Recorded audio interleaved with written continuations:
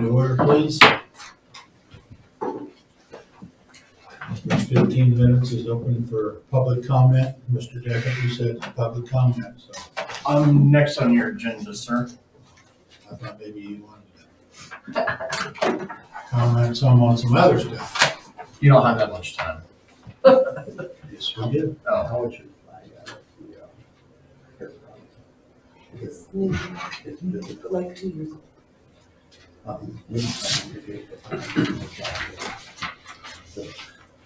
June 14th. We could.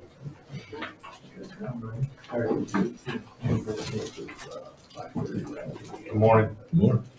I wanted to let you guys know that we had our golf tournament April 29th. It was a great success. And I have 4 challenge coins to give the county, and then whatever you guys want to do with them for your sponsorship. So thank you very much. Thank you.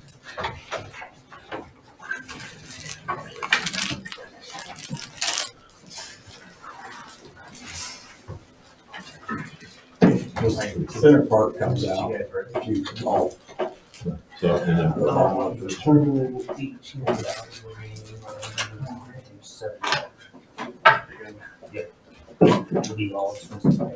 what's that? All expenses paid. Did you have a lot of teams? What's that? Did you have a lot of teams? Yeah, we had double what we thought we would. Cool.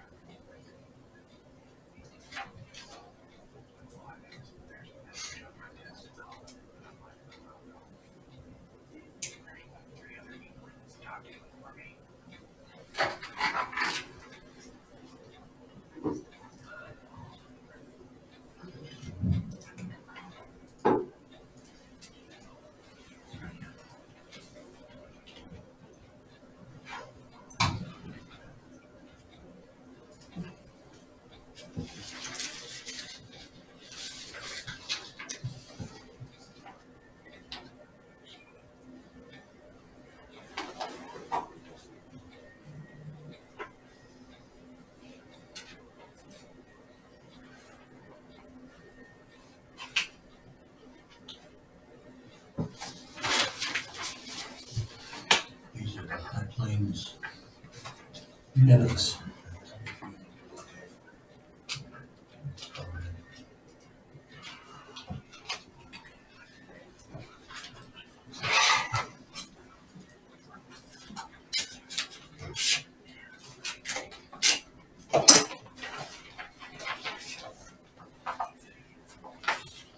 What's the date on that?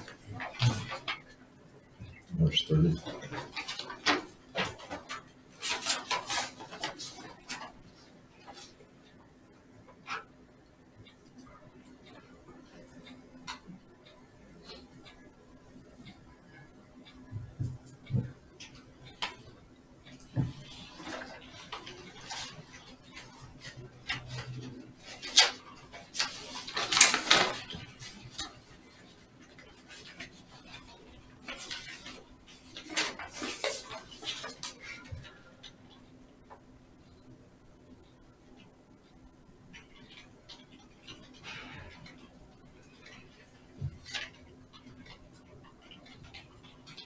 Well, we got a little time, I'll just show you guys some pictures. I'm not talking to Rod Road about this road.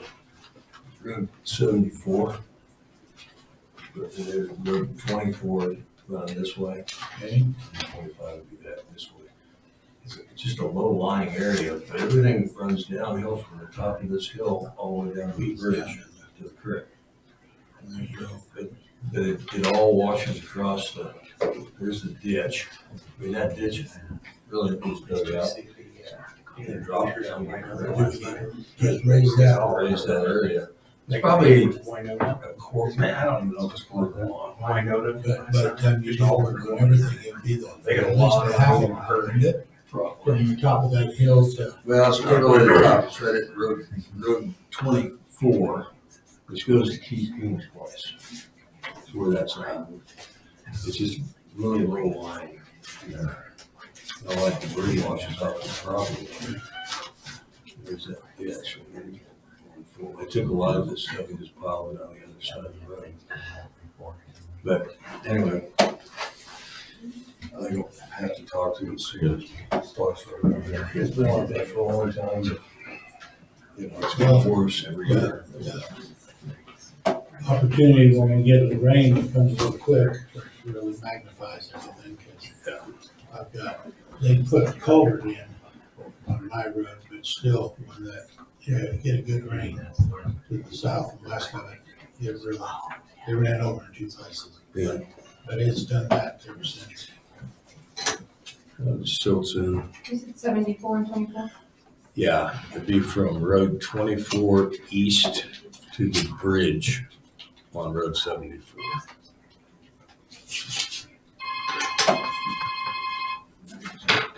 Don't answer that.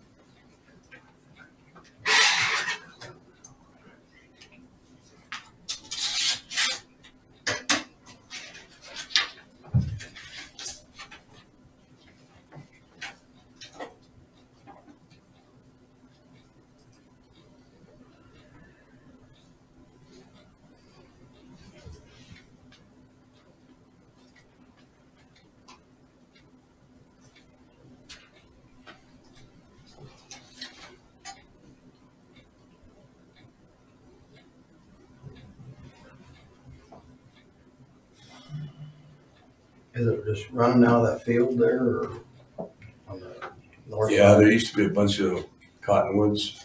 They're all dead. It's just a lot of debris. They pushed it all in the north ditch to clear the road. So I suppose they could come back later and haul it off. But that property owner's from like Texas, I believe. He's not gonna Oh, play the Hicks. that. Yeah. Hicks would be on the south side.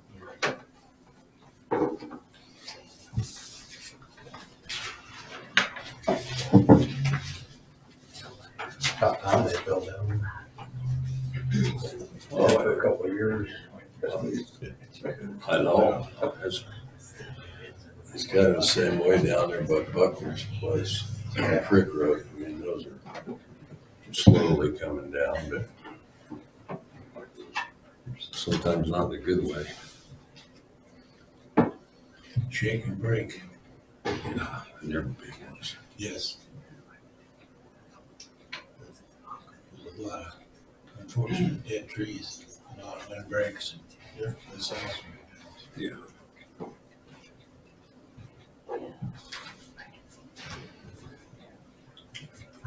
Where are your microphones? Right there, right there.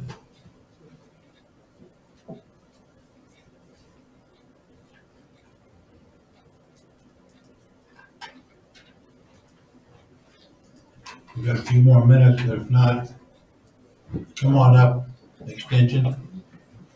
There's plenty of chairs, but you have to look for the one with the hot wire. They're probably wireless now, aren't they, Steve? You use that one over there. This one, pull it in. Hit that button now. Okay. Easy ride. All is well. Yep. We have enough for everybody? Yep. Okay. Oh, we got an extra one, I guess. Sorry. Okay. That's right. I'll You just can sit sit- there, or you- I'll just move in there. You're I'm the one on the list. So I'm Karen Nelson with Extension here in the Sunflower District, housed in Sherman County, and primarily 4-H youth development agent. And then I'm also the director for the district. And You'll be introduced yes. yourself. I'm Melinda Daly. I'm in the Sunflower Extension District. I'm the Family Consumer Science Agent in the district, and I also do some 4-H. I'm in Wallace County, but I go to all 3 counties. I'm Jeannie Falk Jones. I am the agronomist for the Sunflower District, plus other counties as needed. And I spend a lot of time in the field, but my main office is in Colby on the experiment station, but I have a spot to land in each county. And most of the time, if you see me, I'm probably in a pickup or standing in a field. And Joshua Decken, I'm currently the chairman of the Sunflower District Extension Board. And so we just thought, I've been here about 5 years and we have not, I've been to a couple meetings because of a topic that's come up, but never just to talk about extension. This year for the first time since I've been here, I maybe had done it before. We thought we'd just do a small Making a Difference report. It isn't everything we do, but it's some highlights from each of our program areas. We sent this out to everyone who is on our mailing list for our newsletters, and it also went out to anyone who's a 4-H member, and it's out on our website. We just thought it'd give kind of a background on some of the things that we're doing within the Sunflower District. And so there's a couple pages on youth development, a couple pages on family and consumer science. We have our livestock production. Heather is on maternity leave, and so that's why she's not joining us. And then some information about crop production programs that are happening. And so the reason that I called to get on your agenda was just to share this, to answer any questions. We're always interested in things that are happening in the county or the district that perhaps extension can be involved in. And so just looking for potentially your input or comments. If you have any questions for us about other things that we're doing programmatically, we'd certainly be happy to answer those. Have you ever visited with Sherman County Community Development? Yes. Okay. Working with them. Yeah, we, I know I was peripherally involved in the Nadine Siegel, and then community assessment that they did. So I was peripherally involved with that. Have talked with her a couple times about a grant writing. We tried to bring one here, couldn't do it face to face. So I probably could do more with that. But so that's a good thing but I have had contact with them. Yeah.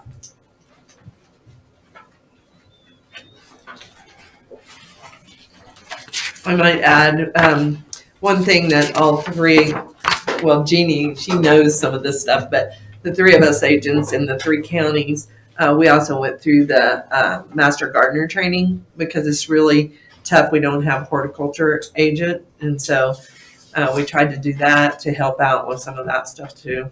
And but we don't have horticulture like anywhere around us, an agent. So it makes it hard. So we done that. Not that we're specialists, but I know in my county I have about 9 or 10 master gardeners, and There's 12, I think. 12 here. So they do a lot of work. I know they're doing a lot of work over here, and my master gardeners work really hard over at Wallace County. We have brought in a couple specialists. Last year we did a tree trimming workshop, and then we also had a couple people come out just to work in Sherman County. Sherry in the office does a lot of the work with trees and tree calls and plant calls.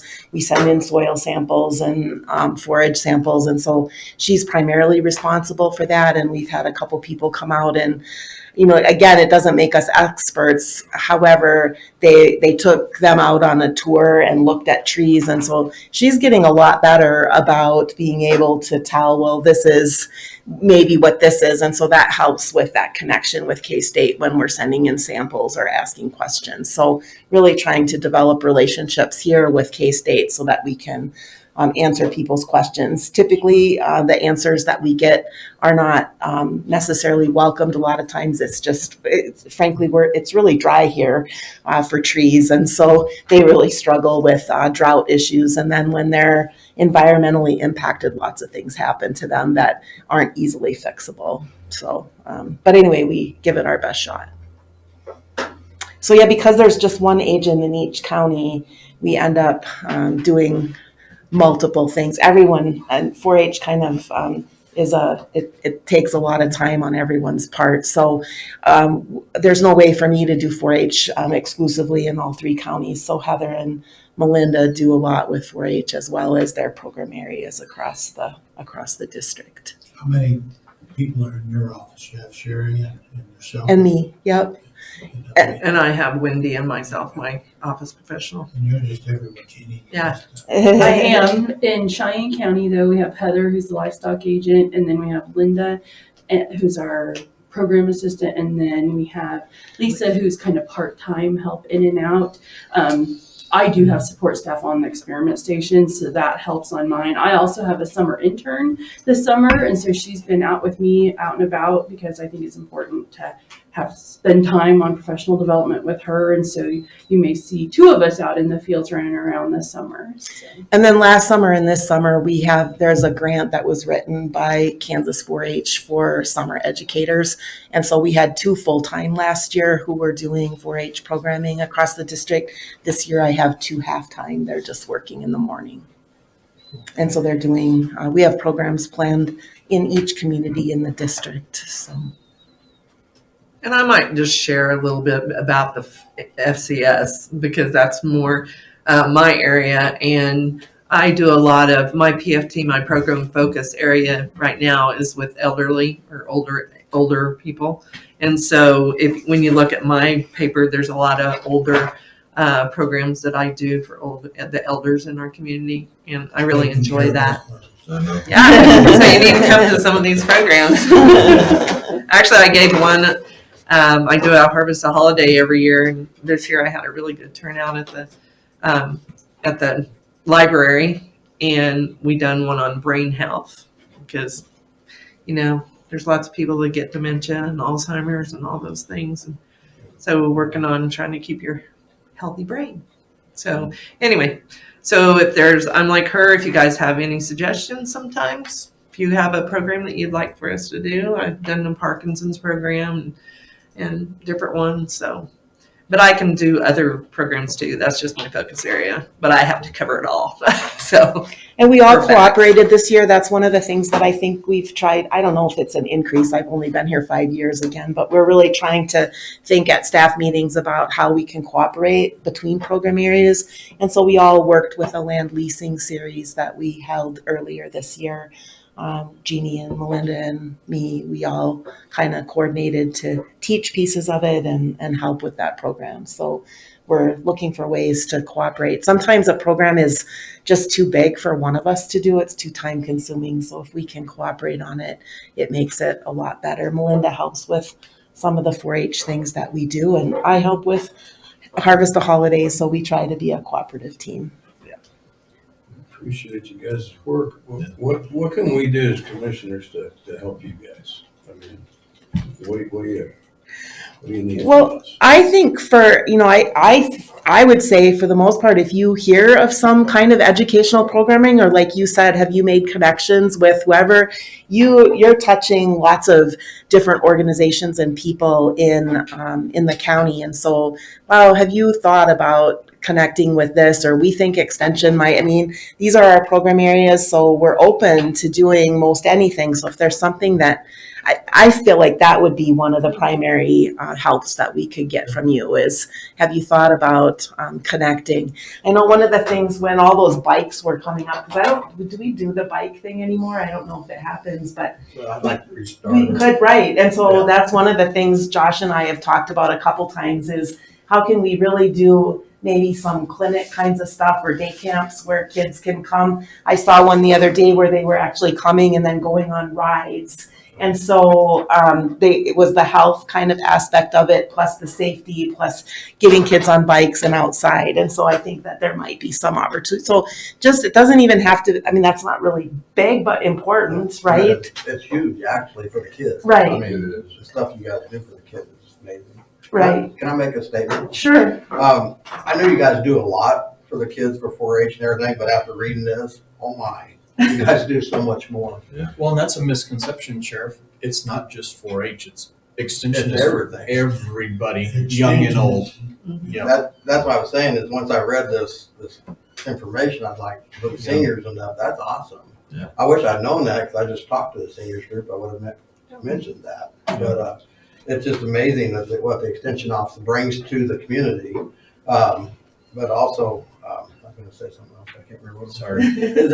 Just amazing the stuff that you do after I read this flyer. This information needs to be out there. Oh, I was going to ask you, a lot of the services you provide, I wanted to ask to clarify, like the soil testing and that, what is the cost? It depends. It does. It depends on what we're sending in. So soil tests, depending on what type of test you want, it's probably a range from about $20 to $45. Okay. We do send soil testing to Manhattan. We have a soil testing lab on campus in the agronomy department. And so horticulture samples and samples from farmers' fields go into that testing. Mainly program. just expenses of shipping and stuff like that. It's, not really- it's the expense of the We test. don't charge anything. Right. It's the cost of the test. Right. It's passed That's through. what I want to kind of clarify for the public, that a lot of public doesn't know what's wrong with my lawn. They can bring a soil sample in to you and have it tested and get it done. But there's a lot of services people don't know about that you guys provide. Looking at the trees, why are my trees dying? Yeah. Are huge. Like you said, most of it's drought. And we do water samples as well. Water samples, So, yeah. And, we don't do them. We send them in. Karen's got her chemistry lab in the Right. It's a place you know you can trust that the results are going to be not trying to sell you something. You know what I mean? Yep. And their recommendation comes back and they are just recommending what is required. They're not trying to sell you a ton of fertilizer per acre or anything like that. It's just, Yes. they do feed samples also, so you can send in your feed. Last year there was a lot of that because of the drought and The you nitrate. know what the nitrate levels are. Yes. and we also have radon tests, and that sometimes is an issue. And so people come into our Or So Sherman County, this area is quite high in radon, and so we know from a health aspect for houses that it would be important to mitigate if your radon is high in a house. So we try to get that information out in the newspaper or on radio. You know, as you said, it's hard. It's hard to get it out there. and we have a sometimes. newsletter that we do send out. So That if anybody's somebody's not on it, they welcome can to be call on us that. and You know, because We'll we've put it got on the fishing list. clinic coming up Yeah, sometime. Tomorrow. And that's open to anyone. That's Yeah, not just 4-H, 4-Hers. It's open to anyone. And that's the thing that some people think, okay, Extension's putting it on, it's only for 4-H. You know, it's Yep. not. we have a lot of kids that aren't in 4-H that go to that. About our summer programming, so the information that's on this one under with this list, about 85% of the kids who attended were non-4-H kids last summer. We had, with the summer educators last summer, we had 3,500, or between 4-H, we had 3,500 youth contacts touched about 35% of the kids in the district with a 4-H program last year, which I think is pretty good. So, Real good. yeah. I think it's important to know that we want to stay very in close communication with all of the folks around. You know, I specifically have an email list that as I'm finding things in the field, I send out emails to all the farmers who are on my list. Specifically right now, we're having a lot of discussion about stripe rust in wheat and where we are in the progression of that. We also have Facebook pages across the Sunflower District. And so I think it's important while we do the traditional methods of mailing a newsletter, I'm on the radio every Monday morning, those types of things. We also do a lot of outreach to reach multiple groups within our community. It's not we're just targeting kids or we're not just targeting young adults or elders. We need to make sure that we're doing that cross and figuring out where everybody's getting their information, which can sometimes be a challenge, except I think it's really important that we're very responsive as things are happening. And so we try pretty hard on some of our outreach efforts on that. And we're lucky the schools allow us to send out anything that we're doing that's 4-H related. And so almost any program that's offered, I mean, and we send out 4-H to join 4-H too, but all of these things go out to the entire school district. So kids have the opportunity to sign up for them. And we try hard to get, Melinda has an article every week in the newspaper. Yeah, I put an article in Goodlands every week and also in Sharon. And I send it to St. Francis sometimes because they don't always want to put it in. So I pick out the ones I like best and send them. So, Josh, any? No, thank you for your support. Yeah. I guess continue to make the best better there as far as what the 4-H motto is to work together and do it. We appreciate being able to be in the courthouse. I think Yes. it's a nice visibility thing for us to be where you all are, and probably need to do a better job of coming in every year and just checking in with you. So I didn't bring any cards, but you know where our office is. So if you ever, it's on the top. So if you ever have anything that, wow, I wish they would do this, please let us know what that is or what that looks like. Well, thank you for all your Thank effort you. and work. Thank you. Work You've good. got a wheat tour coming up next week. We do. We have wheat tour next Tuesday up at F&J Farms at Friend Jeannie Shields. The plot's north of the trees. It was a little sketchy early on our emergence, but it's looking really good now. So we'll start out there at 5:30 at the wheat plot tour, and then we'll come into the 4-H building after we finish up and have lunch. And Rural Tanager Beavers is serving our supper, that evening. So. We No have- rattlesnakes this time at the tour. I hope not any rattlesnakes at the tour. We've had snakes be part of wheat plot tour before. We hope that they don't join us. I usually have a shovel in the pickup, but But who's going to use it? That's the thing. how long is the handle? You should know that I am not the brave one to go after the rattlesnake. That's what the summer home's for. We have, Funny, she shows less fear than I do. we have farm management, I think, tonight, right? Kansas Farm Kansas Farm Management Management Association Association meeting tonight. So we touch a lot of things that probably people aren't even aware that we're involved in. So it's the best kept secret, maybe. Okay. All right. Thank you Thank you so for your much. time. Thank you. Appreciate it. Can I ask anyone a question? Yes. I see here tree plant and insect identification and diagnosis. I have a lot of those pines around my house and I have been losing one or two and they told me if I got them out, that doesn't take care of it, but it's moving. I wonder if I could have anybody look at it and identify what's going on and tell me if there's anything else I can do, because taking them down is, and I mean, there's a lot. So if you talk to Sherry upstairs in our I office, have. and did she come? She came and they told me last year that to take the ones out and to get them burned. Yeah, and that's the And we did, but they But just but I that's don't the know, other. I don't know Come the back down. diagnose what's going on and if there's any way to stop it. and that's one of the issues that we have without having a tree specialist. I guess check with her again, and maybe she can come out and take additional pictures, and we can. It's a deficiency, no doubt, in terms of having someone come out and actually look at them. So we do have a couple contacts now on campus, and so what's your name?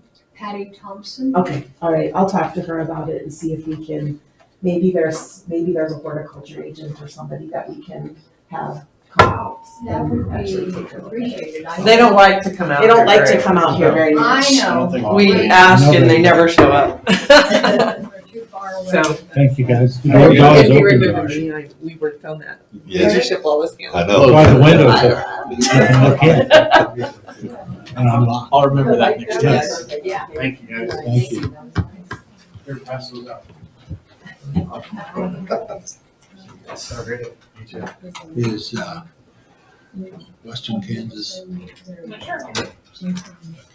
Mr. Zimmerman's not here, Mr. Rednauer's not here. You wanna? Gonna do bills and minutes. Yes. I read the minutes on the, any questions on the minutes? Everything look good? Make a motion to approve. Yes. Okay. Been moved and Second. have moved and second that we approve the minutes from both the special meeting and the regular meeting. All in favor, say aye. Aye. Aye. Pose same sign. Motion is passed. Motion to pay bills.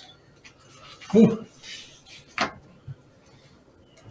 We have two sets of them. One for $228,428.01, and the other one for $41,610.70. I'll make a motion to pay the bills. Do I hear a second? I'll second it. Been moved and seconded, pay the bills. Any other discussion? All in favor, say aye. Aye. Opposed, same sign. Motion is passed.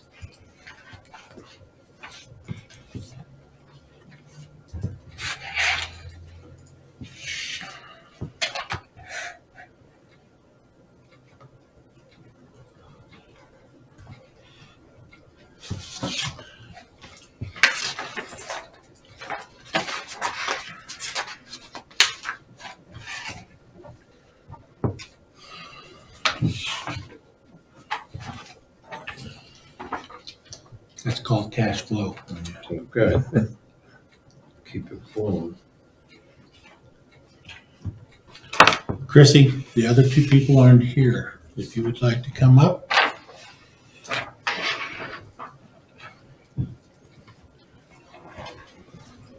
I hate to tell you I can fill the time, but I can't because mine's pretty simple. We need to replace our copy machine. We have been purchasing units that we thought would get us by, and they're not lasting very long. And so Eric and I have worked on getting quotes. We didn't have much luck getting any calls or emails back from the one in Garden City. However, Office Works in Colby quickly got me a quote. I like the fact that he's closer. Yeah. Because if something breaks down, we've got to have a fax machine. That's the only way we get warrants. Yep. And we can miss something. So what I have are his quote. Chrissy, we don't have anybody local that does it anymore. Wish we did. The only unknown to me in this, because I have never had a copy machine that charges by the copy for maintenance, I have not kept track of how many copies But we your make per machine- year. The machine should have a counter on it. So Well, we've kind of puddle jumped used machines in Okay. dispatch for the time being to stay on track. So, yes, I have not been able to estimate that amount. Let me take a look at that. Of course, it's above the limit, so I need approval.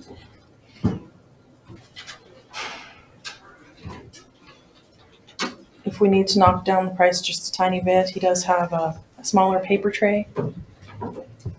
I don't have feelings either direction on that. It just saves us time not reloading the machine, but that's not a big enough deal to warrant spending more money, so.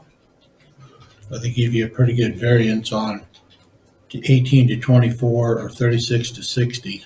Yes. So, you know, And we try our best. We actually have the ability to, instead of print paper, stick it in and fax it to the offices that we serve. We do have a print to fax, Eric. I'm assuming it will, we'll have that option again to print to fax, probably. Probably. We will use it if it's available, let's put it that way. So there won't actually be paper used. We can just use the internet and send it and it arrives on their fax machine. So we do double-sided printing also. It does double-sided. We have in the past, I'm assuming this one will too. Is it color as well or not? We don't need color. Good. Um, That's cool. yeah, saves a lot of money for us. So. yeah, the ink for that is. Yeah, it's not entirely true. I have one in my office to print like training materials, things like that. But it's just your little bitty, home office style. So. Well, I know the company has worked with the school district many times off and on. This one here? Pretty good guy, yeah. Yeah, we buy our chairs from him, and we're pretty hard on him. And he lets us use sample chairs for like 6 months to decide if we like that particular model or not. So it lets us commit to it with confidence. So I've had very good experience with Dwight. Okay, so the actual total is, which one here? I feel like it's this 2110. That's what you're gonna end up with. However, if we go with the smaller paper tray, that reduces it from $292 on the tray to $149. Okay. So I'm okay with either choice. I would make a motion to approve the bid from Office Works in Colby for 211009 with the larger paper tray. I'll second that.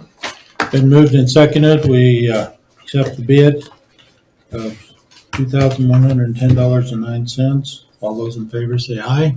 Aye. Aye. Opposed, same sign. Thank you. Good copies. Alrighty. Thank you. Ashley, do you get a copy of this? Give her that. I'll just put it with Dan? Don? Don? Okay. We skipped over you. You weren't here quite when we to keep moving, so that's fine. Shuffle some things around down there in gardens. Had a tree branch in my driveway. It's a good time this morning. We were just talking about those. Yeah. You guys get big storms down there last night?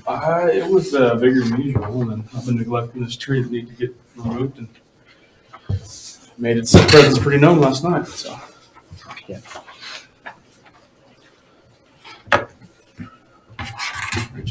First, let me go ahead and thank you for your support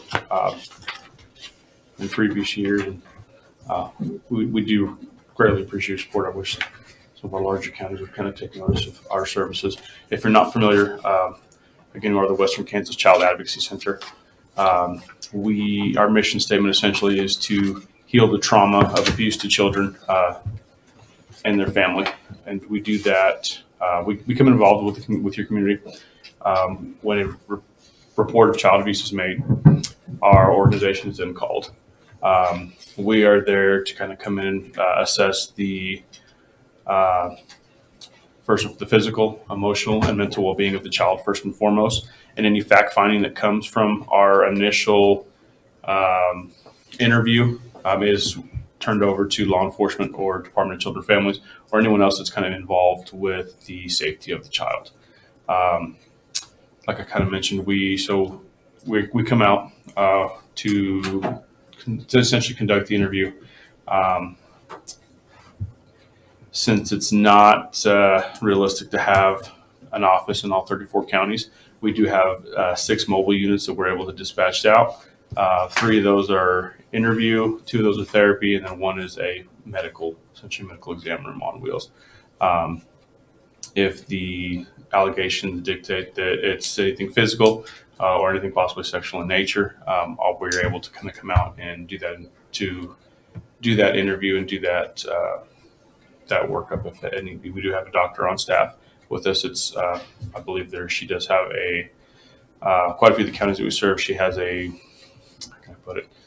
A joint agreement with those hospitals. If not, we were able to do that part of the interview on one of our buses. So kind of how the process works, kind of jump back to that. Our interviewer will come out. It'll be the child and the interviewer in one room, and then law enforcement, Department of Children and Families, separate in one of our buses or one of our RVs that we've kind of retrofitted for our uses. The goal is usually one interview. First and foremost, not to re-traumatize the child, and also not for them not to second guess themselves on coming forward with hey, this is what's going on at home. I don't feel like it's right. That'd be the least.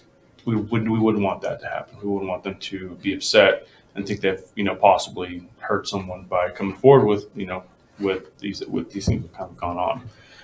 While that interview is kind of being conducted as well, too, one of our advocates from our office is assigned to the family to kind of help and seek out any other services the family might need. If we might see a financial strain down the road due to somebody no longer being in the home, what resources we can kind of find, local, federal, things like that, just to kind of to offset that. We do stay with the family throughout the court process, working with the county attorneys. One exercise that we do in the event that say the child has to testify, we'll bring the child in. Hey, this is what things are going to look like. There's going to be several folks staring at you, things like that. The court's intimidating for an adult, let alone for a child. And then we also, most importantly, stay with the child afterward to provide therapy as needed, as long as the parents allow us to kind of be there in the child's life. And that's kind of the most important thing, kind of lay that groundwork of just kind of coping with the trauma they've had to endure, unfortunately. And I've been with the organization since mid-February, and kind of one of the things I've been able to observe. We had a gal come in, she's in her 20s, brought in her 2-year-old daughter. And, they asked me, hey, do you mind playing with the child, hanging out for a sec, while we speak with mom? Yeah, sure, absolutely. I was in a webinar I didn't know I'm being, so I was like, absolutely, I'll help distract this child while y'all speak with mom. And I was kind of confused, like why I thought this is a gal in her 20s, and come to find out a little later, she'd been in our services as a teenager, unfortunately known to have very negative habits, bad habits for coping with stress. That day she came into our office. Her statement to the therapist was, I want to be better for my daughter, for her 2-year-old daughter. And I'm like, okay, that's the big picture of why we're there. She came to us rather than seeking out those negative habits, those negative resources, if you want to call them, out there in the world. She came to us. I thought it's a kind of visualization just to kind of see that cycle hopefully being broken. Hey, I want to be better for this 2-year-old because I know where I came from. So it was pretty interesting to observe that. And like, okay, this is essentially the big picture of why we're here. Who calls you in? Does the sheriff department or can individuals call you in? We do request that the report is first made to DCF or law enforcement. If there is a suspicion of child abuse, we do ask that goes through law enforcement or DCF first, and then later on down the road, our we do come involved. Okay. It looks like here in Sherman, it looks like we've seen 92 children last year, 658 services, 15 new interviews, 20 children in therapy as of right now as well too. 36 calls to advocacy, which I'm children. I'm not sure what those that could be. That could vary.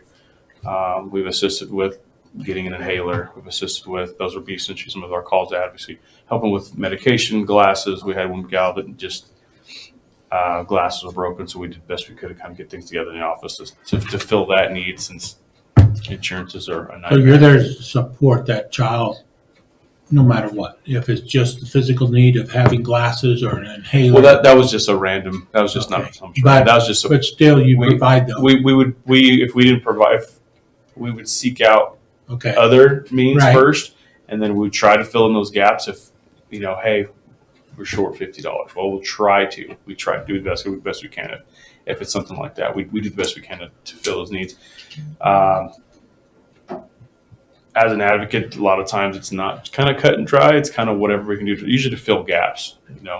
They might be something like that, or those are just some examples. Like I mentioned too, applying for housing. Those if you've ever seen those paperwork, it's a little intimidating. It's asking for financials for the last 3 years and a breakdown of taxes and percentages of things like that. It can be intimidating, especially with somebody that. Okay, I'm already upset because this has gone on. This is why I'm doing this. It's a lot for someone to carry. So that's one of the things, other things that our advocates are able to help assist with as well.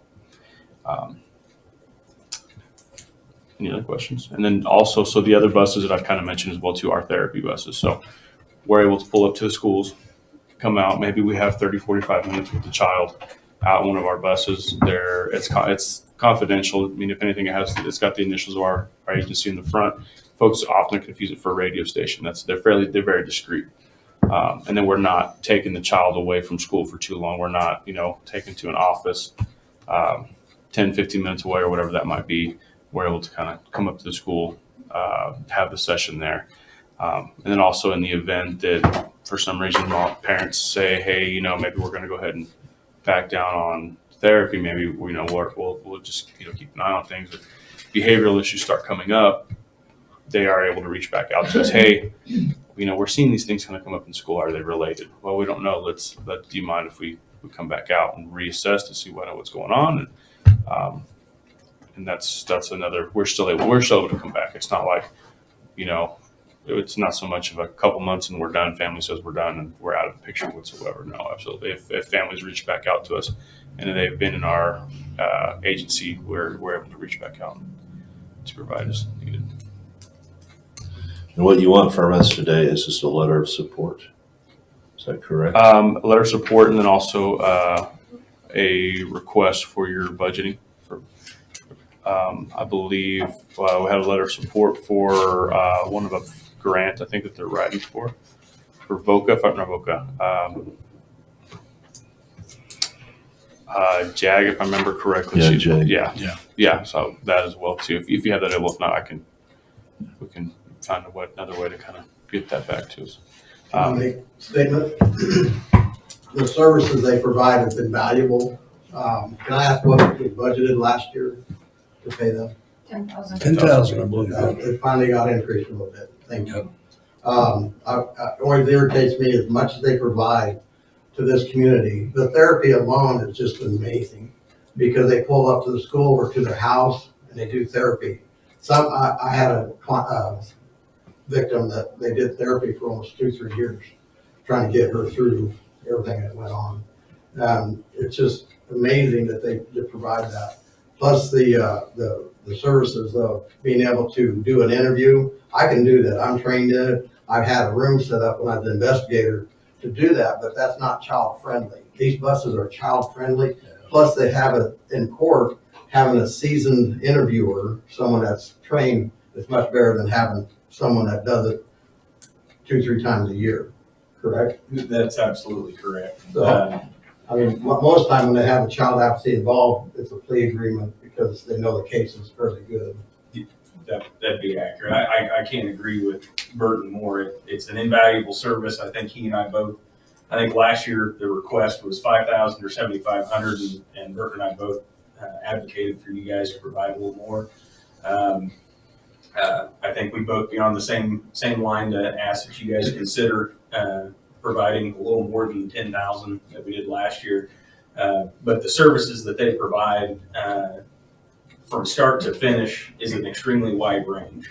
And it's not just the services from being a victim through the investigation, through the court process and done, like Burton and Donna pointed out, that can extend a year or 2 or 3 years, whatever services they need. And these are individuals that are having very uncomfortable conversations with kids, but in a way that the kids, it's probably not the best way to say it, but in a way that the kids don't necessarily understand that they are a victim, but they're getting the information out to that interviewer.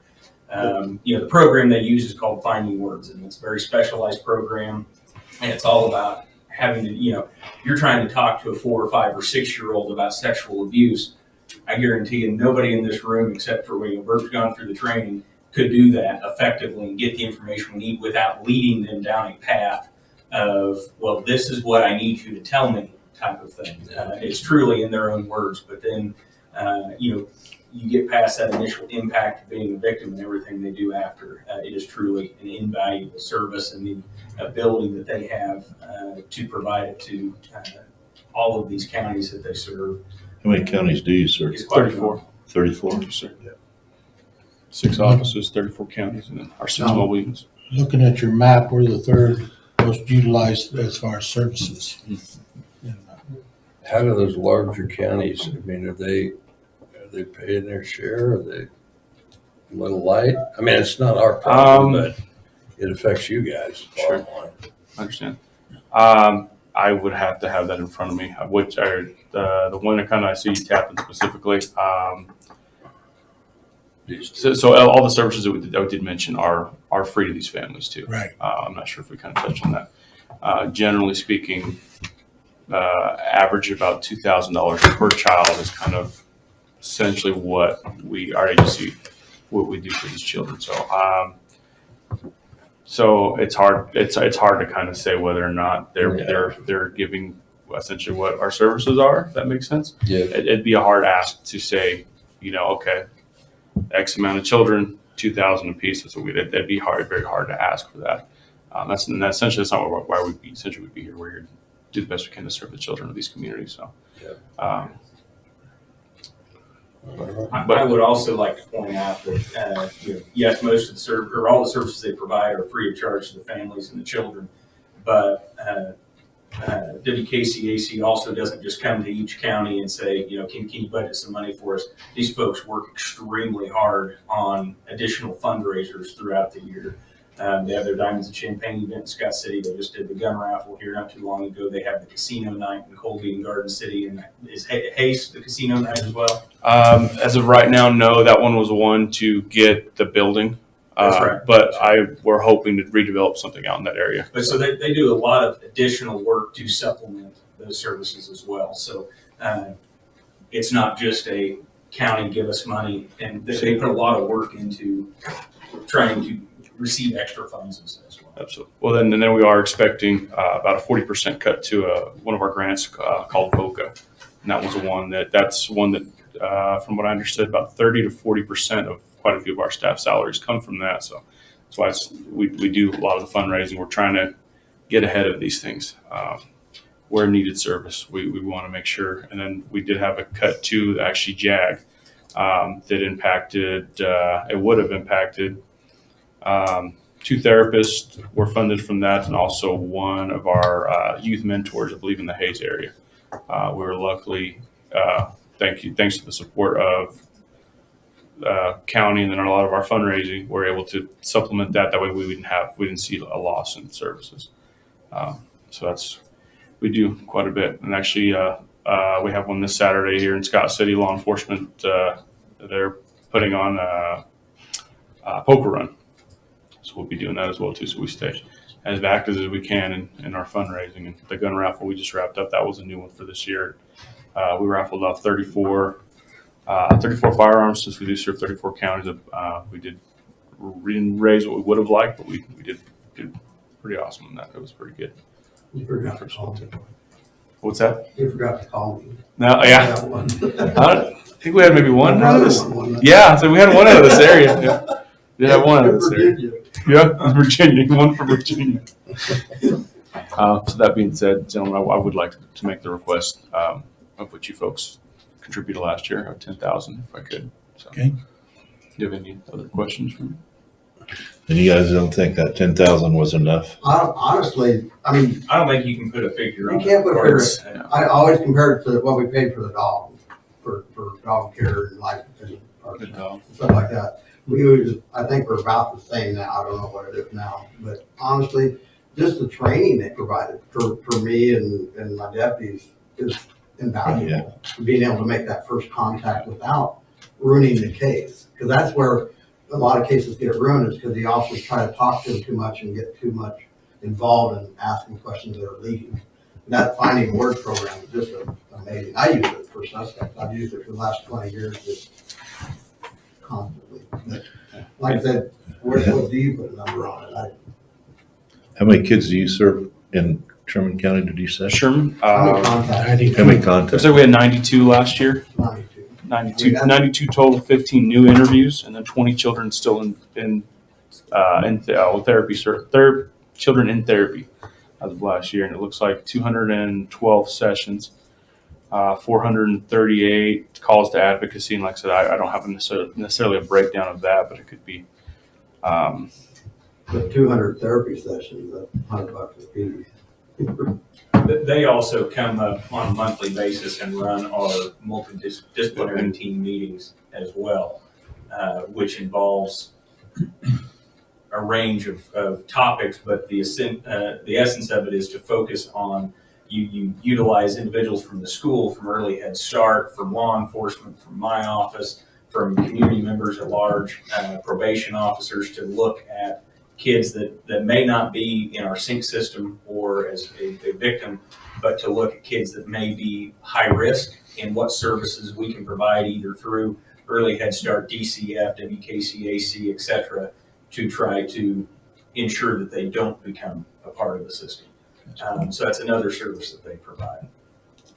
I think kind of a proper way to look at this is to maybe do a percent adder every year on, just kind of figure that in. Yeah. So do 5% every year or whatever, just pick a number. Well, if it's possible. We figure in a percentage increase on a lot of the other things. Yeah, we do. And so. If you got an important service like this, it needs to be continually funded and costs continue to go up. Unfortunately. So, yeah, it's just the way it is. But figure out a percent adder and just start budgeting it that way. Well, we need a motion for a support letter, so I'll make that motion to We'll the second support that. letter. Second. We moved and seconded to sign support letter for the Western Kansas Child Advocacy Group Center. All those in favor say aye. Aye. Opposed, same sign. Motion is passed. Thank you. You need a copy of that, Ashley? Yes, please. I knew you. Yeah, I was expecting. There's so many. There's JAG. There's BOCC. There's several. There's a lot of acronyms there. Trying to remember. Yeah. Oh yeah. That's why I was like, okay, what are the letters? Okay, that's JAG. That's what it is. So. Do you folks have any severe weather up this way here by chance? Not, they talked about it, but not that I know of. It all kind of stayed south of us. So we've had a lot of wind. Not as much as I anticipated for what the radar showed. I didn't get. Thanks. So Rod, do you have anything as far as the budget? Should we do something with the budget now? You want to think about that and come back? We got a budget meeting the 12th. Yeah, we'll talk about it the 12th and see everything looks. I would say we will assure you that for sure the 10,000 and probably more. How's that? We do appreciate that. Absolutely. Thank Okay. Did nothing. Thank you. Have a safe trip back. Thank you. Mr. Chris?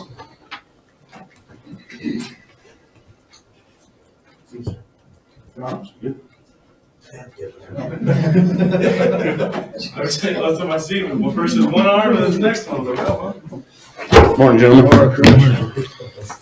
I got some information here for you. Thank you. So I approached you guys a while back about some of the Stop the Bleed kits, and it kind of put me on an initiative to do, kind of come up with Ashley, and she kind of gave me a list of what we had in the county for AEDs. So I was like, well, it'd be nice to know and updated where they're all at. And then I took the initiative to go ahead and put like serial numbers, batteries, expiration of pads on it, so you can see what we have there. I guess I felt like there was a concern. I went to the landfill and they said they have a case, but they have no AED out there. I feel like that's probably a good place. Probably an AED should be. They said one was never brought to him, the gentleman that I talked to out there. And then there was supposed to be one, according to all the information I had previously, one at Central Dispatch in the basement.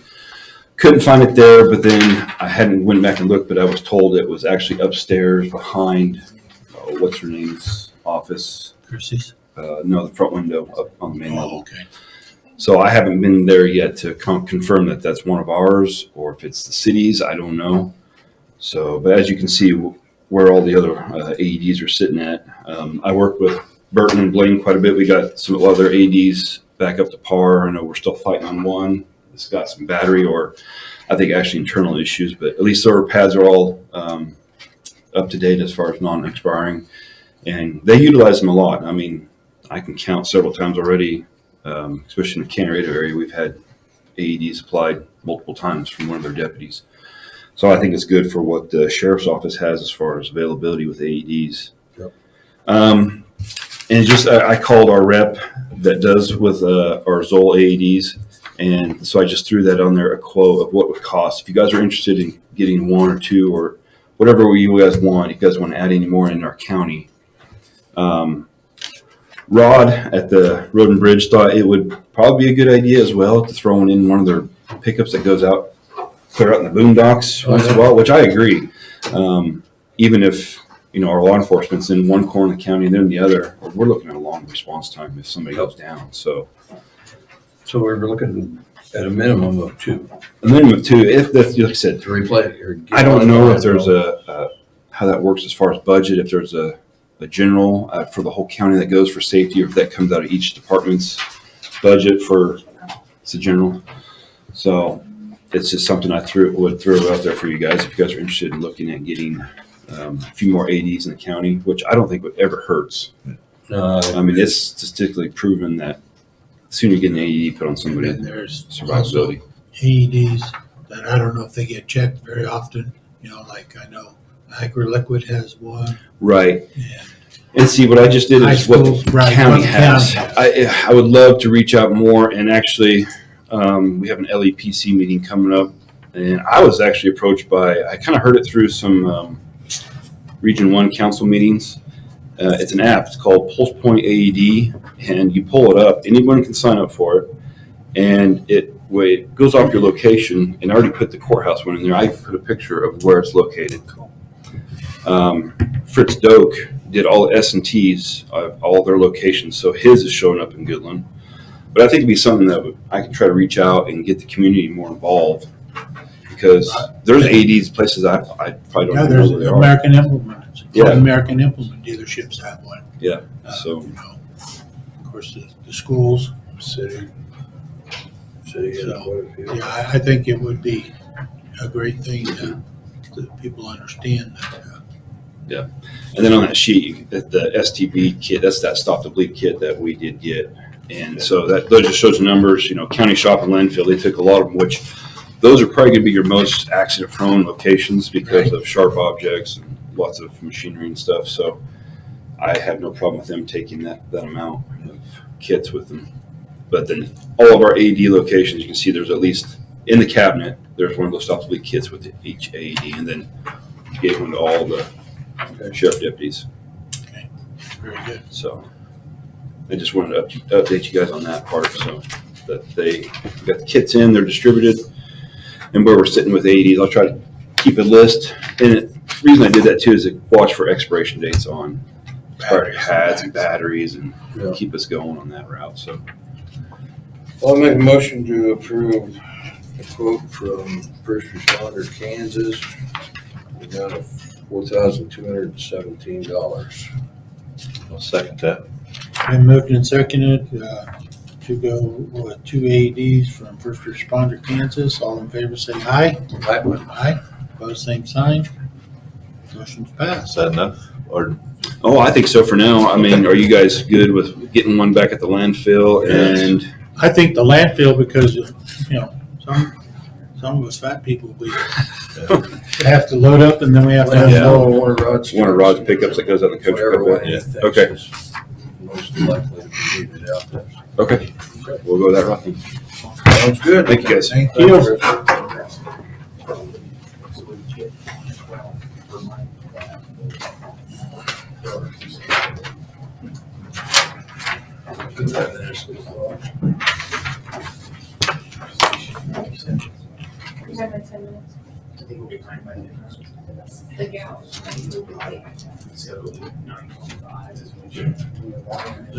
Who's running late? Trish is running a little. Okay.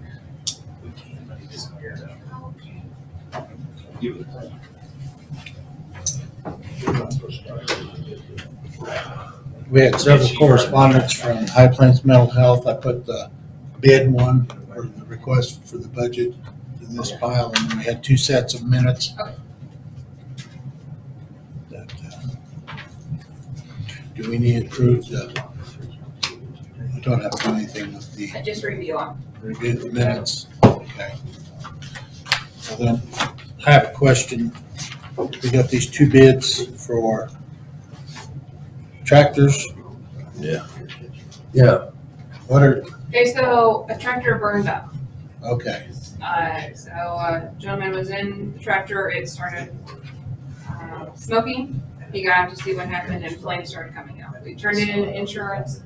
I spoke to Rod yesterday, he wasn't able to come in today, so that's why he got this, but Yost was not able to find one to even submit a bid on. One of them is here in town and the other one has a tractor in Nebraska, so in the area at least. But outside of that, once these are gone, we don't have a chance, so. Now, were these like off-lease tractors or these are new? I think they're well, new. they got, like, the one has 200 or 300 hours on it and Yeah. stuff, so. But that's the closest availability that we have, and we need it. I don't see a reason why insurance wouldn't cover it. It just- Right. Right. But we need it whether insurance is gonna cover it or not, so. Looking at them, it was no brainer on my end of it.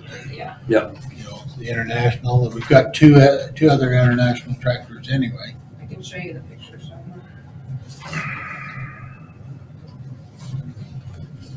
Toast. Oh, yeah. I think they can fix that. Yeah. Another can of red paint. It just started on Look like the tires might be Yeah. usable. the back ones.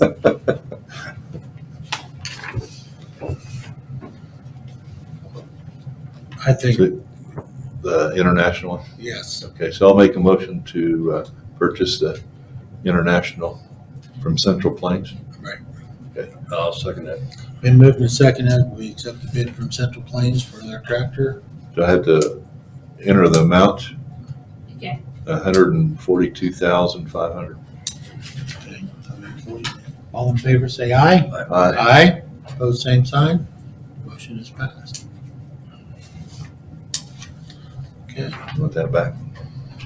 I'll put it with my other pile. You see this one, that one is has a little more horsepower. This is 130, I think that was 45. Also had the deal on the roof on the sheriff's. Oh, yeah. Sheriff, you got your, Do you want to Roof. talk about that now? Yeah, I didn't bring my bid. Oh, You they got it? have, I they should have have one here the, somewhere. in this pile over here, Steve. Nope. Sorry. I only have one bid. I contacted the other company that actually gave me, I don't know if I need to put this out for more bids or not because of the amount. Also, we have to have a kind of serious conversation of what the future of the building's gonna be. Or, I haven't been wanting to talking about this, but we need to sometime address what we're gonna do with the jail. We've got to update the cell areas, either remodel the whole inside or build a new one way or the other. It's getting old. 3 years ago, we had one of the plates fall down. About hit an inmate. If it would have hit him, we would have paid a lot of money for that. And it was a plate that took 3 guys to lift up to cover the chain actually. But I got all that fixed and everything inspected and done right. But it's getting to the point where it's getting old. None of the cell areas are ADA compliant, other than my holding cell, which is not a legal cell to hold someone for long periods of time. And we're getting more and more sentences handed down that will last 119 days. 119 days. They're going to be serving in jail. More and more of that's happening because of this new law that they passed in the state level that they're not going to accept them into the prison. So the county's going to have to pay more of that. The cost of shipping them elsewhere is astronomical. We're running 20 inmates average of our own, not someone else's. So we really need to start looking at what we're going to do. This bit here is actually the best of the best because it puts a slope on the roof. It protects it. What had happened was the previous sheriffs allowed people up there to smoke. Yeah. And they walked up on there back and forth, and it leaks everywhere they walked. And when you walk up there, you can feel the softness.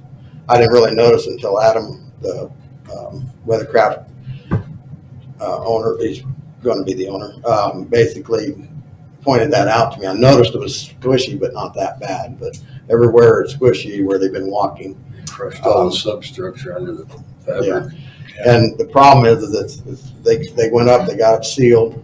I haven't had a leak. I've put out all the old ceiling tiles. I'm getting ready to replace those that are stained. But the problem is how much it's leaked.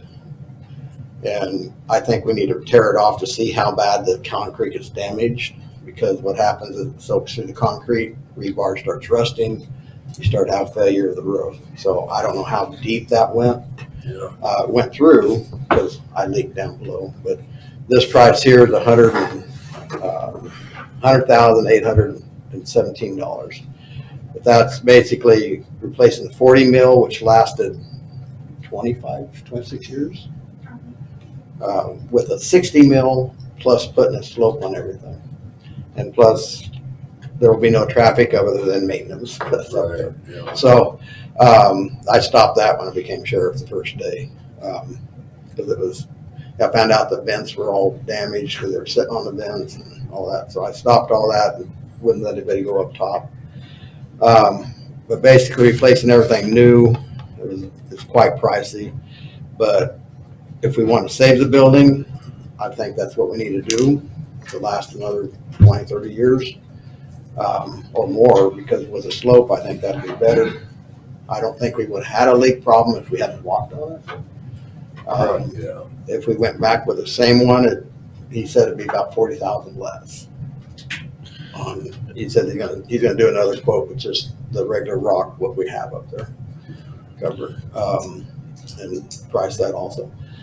Do I need to put that out as a bid? Yeah. That's I mean, that's a lot of money. how do I officially ask people to bid on that? Because I got that one company I'm going to call, but is there a way to notify on a county website? We can put it on the website. Okay. It's just whether those companies are gonna look there. I don't know how to reach out to. I mean, typically, just you put an article in the newspaper 2 weeks in a row and give them to the end of the, end of the month, 30 days or whatever, come look and put out a bid. But because of the dollar figure, we're gonna need to put that out for. I want to call people, but I want to make sure everybody has an opportunity in the area. And you can do that as well. You can call 4 or 5 different people and say, hey, this is our project. If you want to submit a bid, if that's the only one we end up getting, well. That's the only one that, When I saw the amount, I'm like, whoa, I thought we better figure out what we can do. But we still have a lot of repairs inside the building. Right, Even, and I mean, it's more that's than the a roof. big thing, is the big subject. I'm gonna list out all the capital projects that she sent over, and asking for those. I don't have a lot of quotes for some of them, but, Are there specialized companies that come out and redo all the structure, the bars, the cells? yeah, there actually is, problem is some of them, like, oh, I can't think of the name of it, but they want a fee to come out and evaluate to do it. No. Some of them will do it just for the contract. I'm gonna contact those, I've talked with them over the years. Engineering company. Yep. Over the several years, talking to them about what the possibilities are and stuff, but, there's possibilities of putting pots inside the building. That's kind of major, because you have to make a big hole in the side to get them in. There's, I think the first thing is we need to actually have the building structurally evaluated right. by an engineer. And what are we working with? I mean, if they're saying, yeah, there's good bones to this thing, there's no reason why, no reason to tear it down, and it's absolutely worth fixing, then that's a consideration. But if it's got structural issues, now I gotta start looking at a different You can't alternative. work on anything else if you don't have the bones to hold it there. That's right. And I don't know how much damage the water coming in for the last Well, 10 years is. maybe that's a step we should take before we even worry about a roof. I know we're gonna have to have a roof at some Right. point. We're gonna keep But they got it sealed right now. Well, but wouldn't now be appropriate to have an engineer come in and actually give it a good assessment before we spend $100,000 on a roof? Yeah. I would say so. Good idea. I would say so. Well, as far as usage, I mean, all of our law enforcement agencies have been extremely active.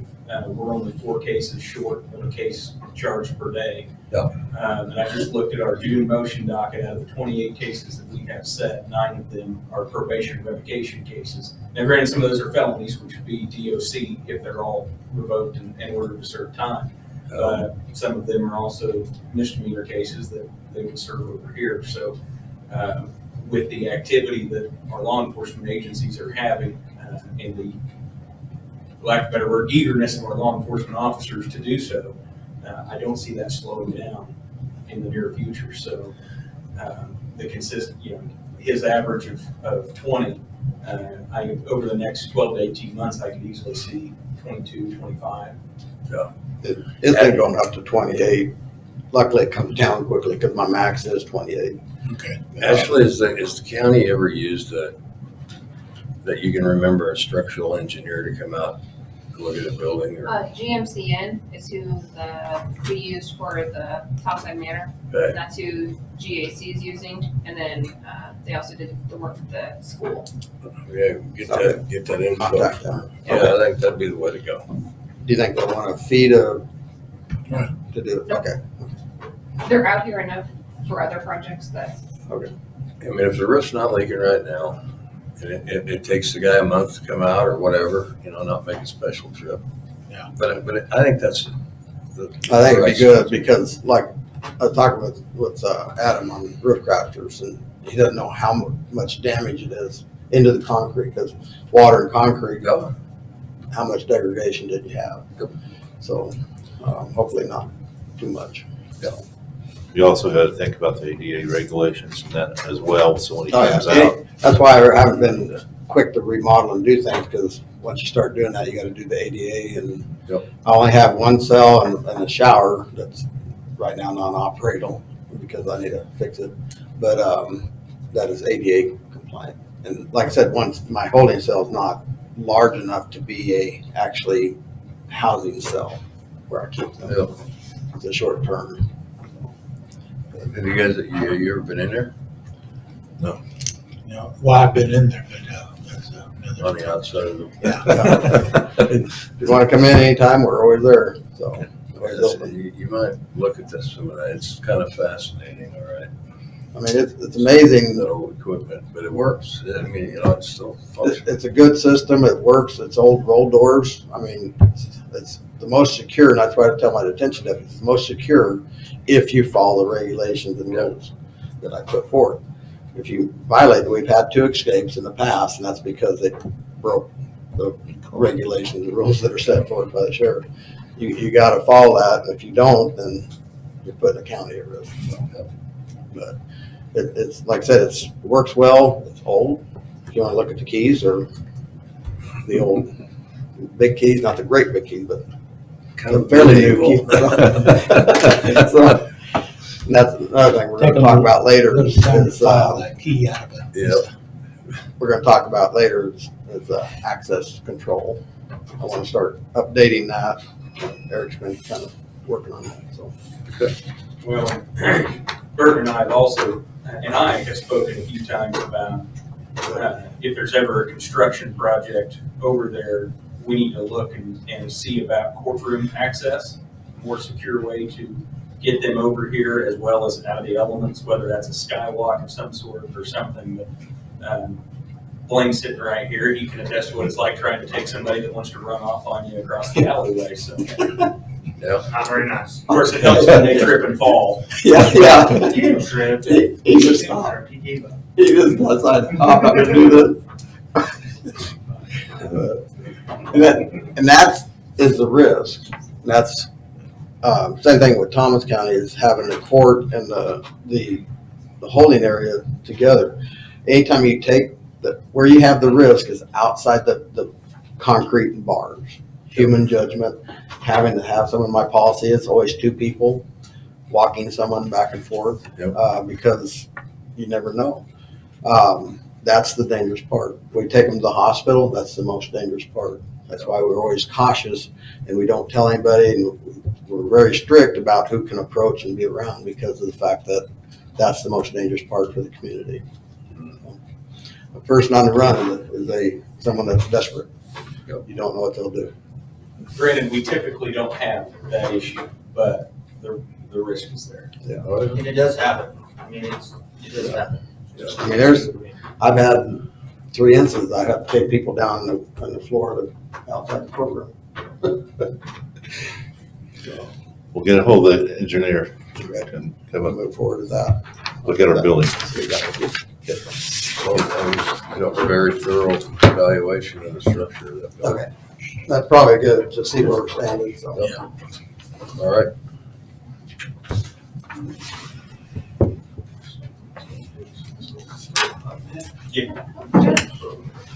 If you want to be, sir, you can come on. That's the paper.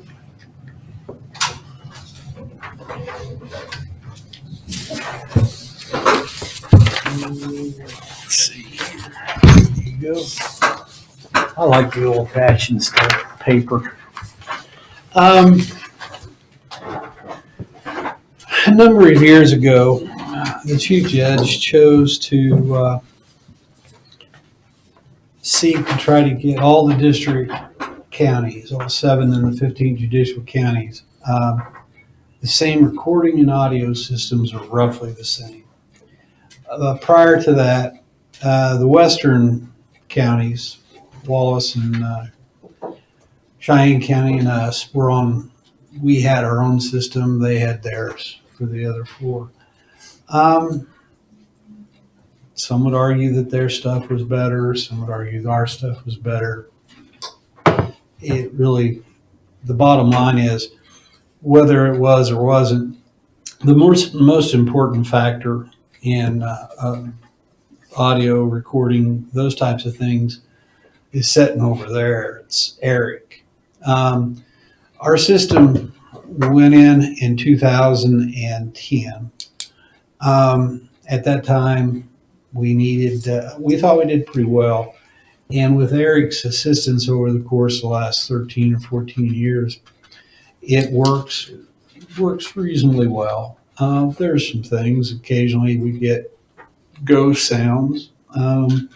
We get issues occasionally, and Eric's always been right on top of it.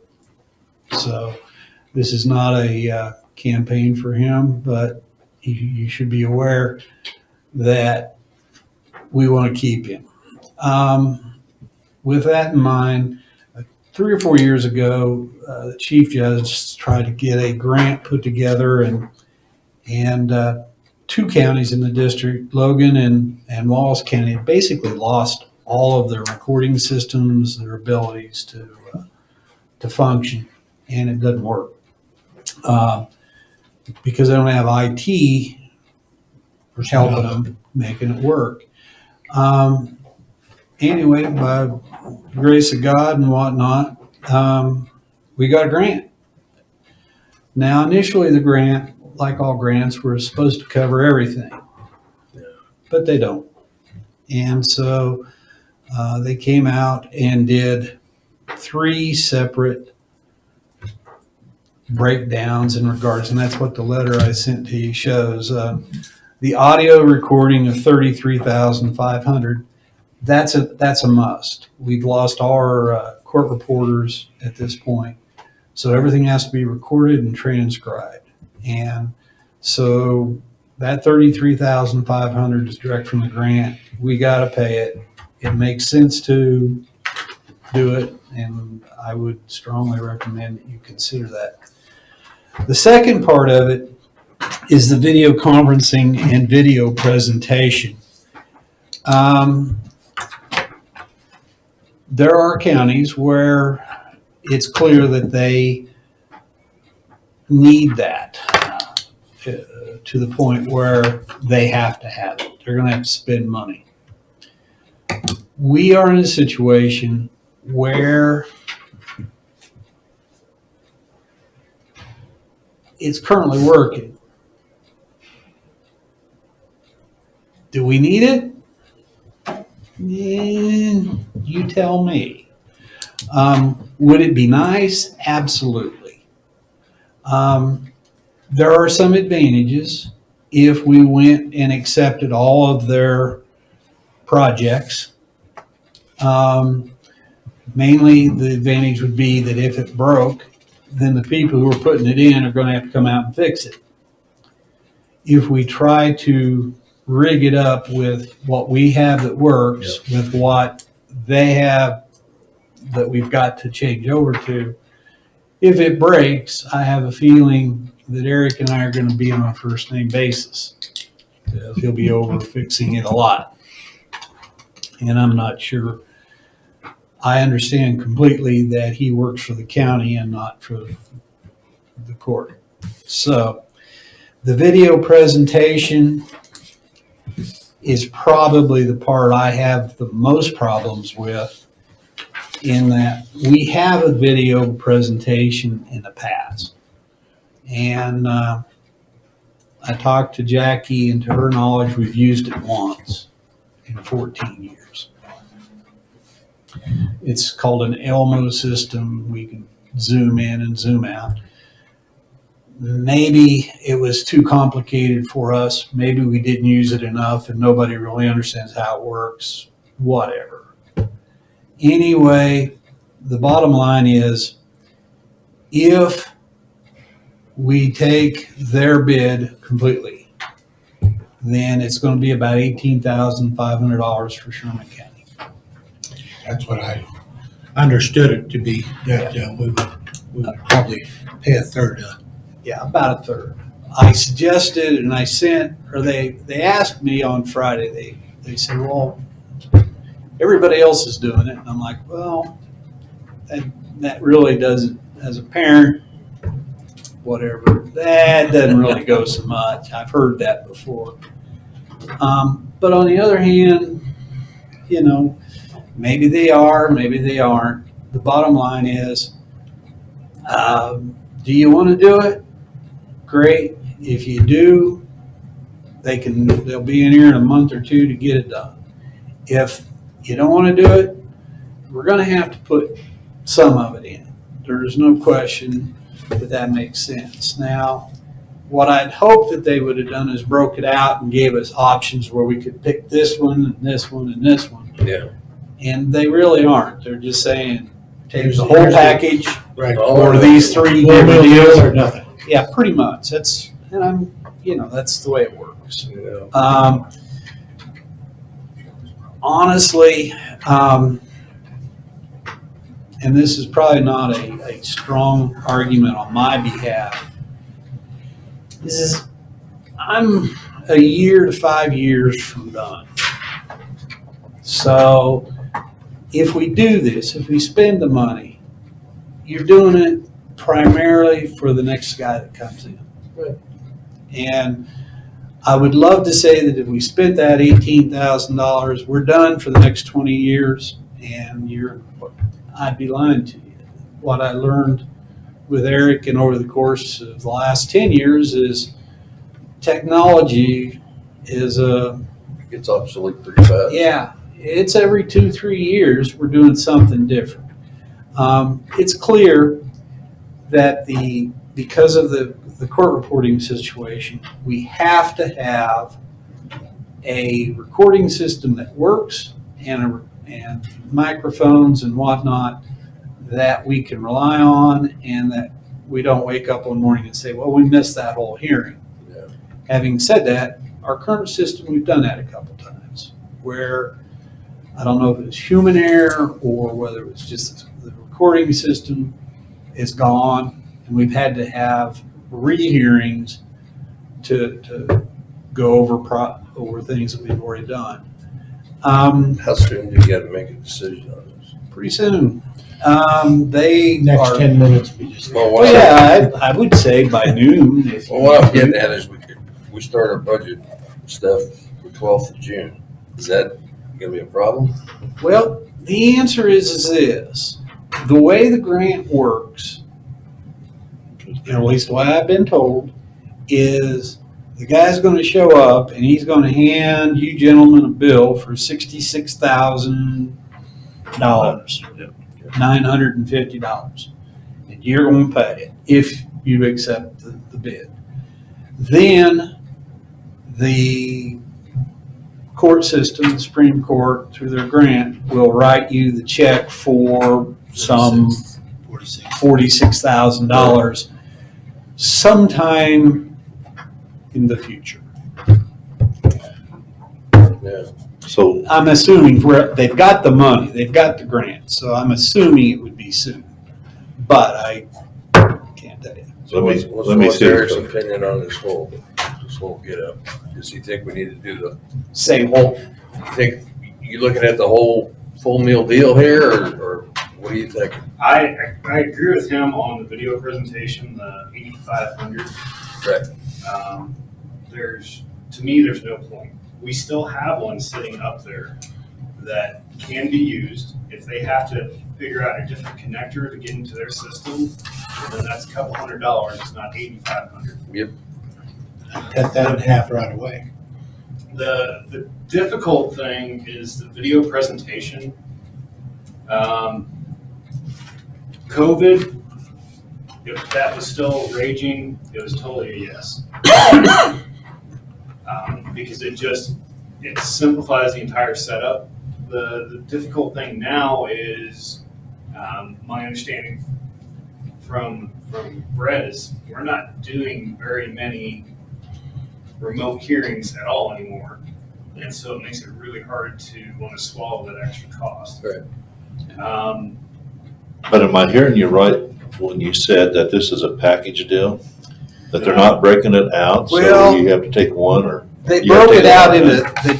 into 3 things. What I was hoping they'd break out every item in each of those 3 Oh, things. each of those, okay. I So, misunderstood what you were saying. so I think it's broken out into just those 3: the audio recording, the video presentation, and the video conferencing. What I don't know is if we do not do the conferencing part, I'm not sure what that looks like in terms of getting audio from the conference echo free into that hearing. How does that affect the grant too? If you only take the 33,500 for the auto, how does that affect the 46,000? If I had to guess, the remainder past the 33,000 is going to go to another county. That's what I was told, that whatever we don't use, they will. Having said that, they also did tell us, and Eric was up here when he said it, is of the 7 counties in the district, our system was the most capable, which speaks very well for Eric in the sense that Thomas County bought a brand new system 3 years ago, and they're dumping the whole thing and going with the new one. And I'm sure they didn't, I'm sure that was a whole lot more than this, because they've got 2 courtrooms instead of 1. Could we just get the audio and the video conferencing? That'd be like, 56? That'd be That would put it to- 56.5. And that would, If you're wanting and then we'd only have to come up with actually 10,000 on top of that. if you're wanting to move forward, I mean, that's where I would go, because again, it's this shiny white camera, and it's been sitting in a backpack, and it's still sitting right next to the judge's desk. It's still usable. That doesn't make sense. It's a very nice deal. I don't know how to use it, but it's very nice. Well, I'm looking at the technology end of it, that we have, no offense against you, Judge. Oh, I but understand. You're closer to my age than you are to Eric's. You got that right. And we don't utilize some of the equipment that we have available to us. And if we can utilize that, I fight this all the time because my son comes out and says, we're only using half of what we have. And that's, Well, I'm not disagreeing with you on it, because the bottom line, that's when I said, if you're buying that, you're buying that for the next guy coming in.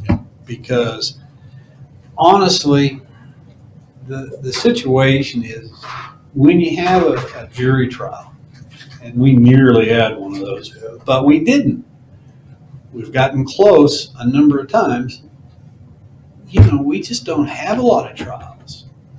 When I came out of law school in 85 and came up here, between 85 and when I quit and became judge in 2009, I think I had done 62 jury trials. I don't think you could take those 7 counties since 2009 and come up with 6 jury trials. Yeah. We just don't do them. It's just different. It's a different world. Yep. Civil cases pretty much all go to mediation. Yep. Having said that, I've got 2 or 3 of them in Goodland that may go to trial. And the weird part is, in Wallace County that doesn't have 9 people, I bet they're going to have 3 or 4 jury trials next year. So maybe it was the pandemic, maybe not. But whatever you do, I'm not trying to put the hard sell on you. I'm not trying to not sell it to you. I'm just saying, whatever you do is fine, and we'll abide by it. Is it something that we can come back to and add?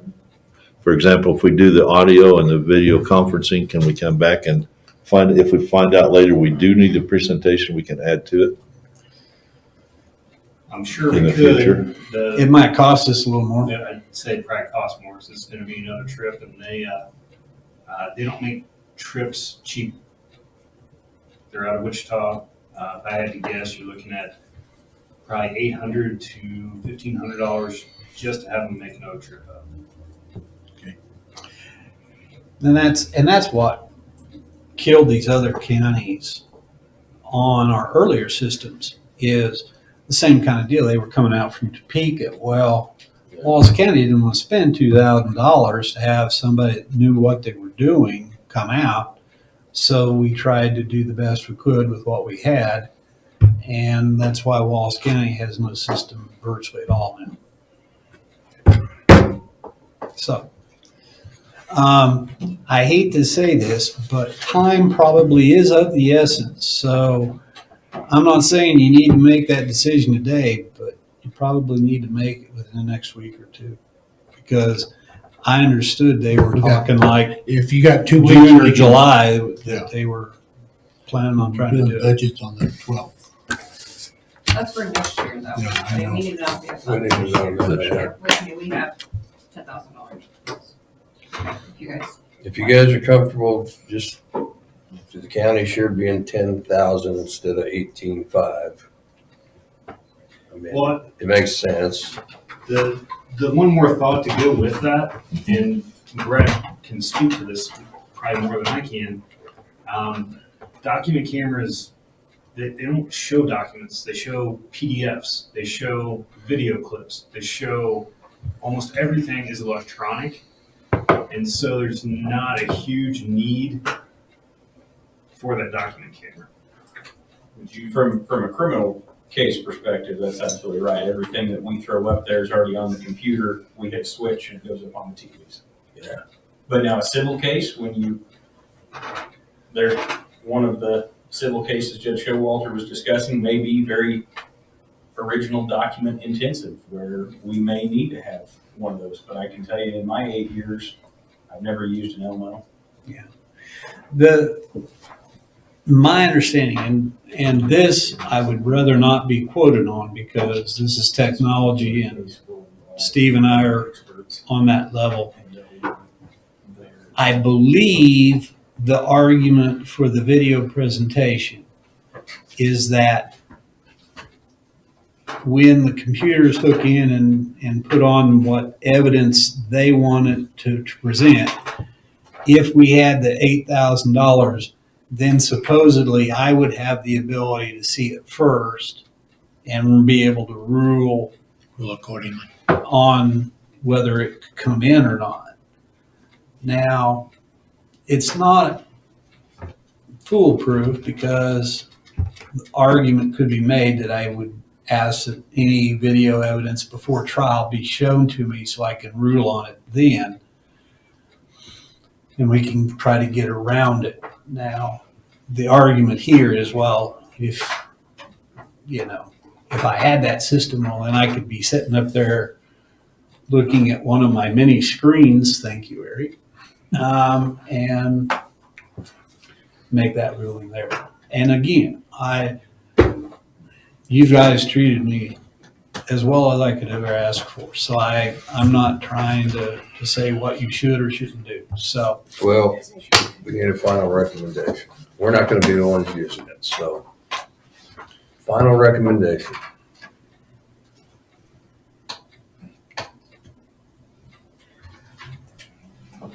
The video conferencing piece would probably be fairly key. I mean, we just don't know how well what we currently have set up would integrate with the new audio. So you're saying go with the full meal deal? No, I'm saying go with the. Everything but the presentation. Go everything but the presentation. Okay. Because I still believe that current Elmo could be reused and that should be a reduced cost, not $8,500. Okay. I'll make a motion to accept the quote, the audio minus the video presentation. That makes sense? Yeah. I'll second that. Been moved and seconded, we go with the audio recording and the video conferencing. All in favor say aye. Aye. Aye. Pose same sign. There you go. Gentlemen, thank you. We all are in it together. I hope it works right.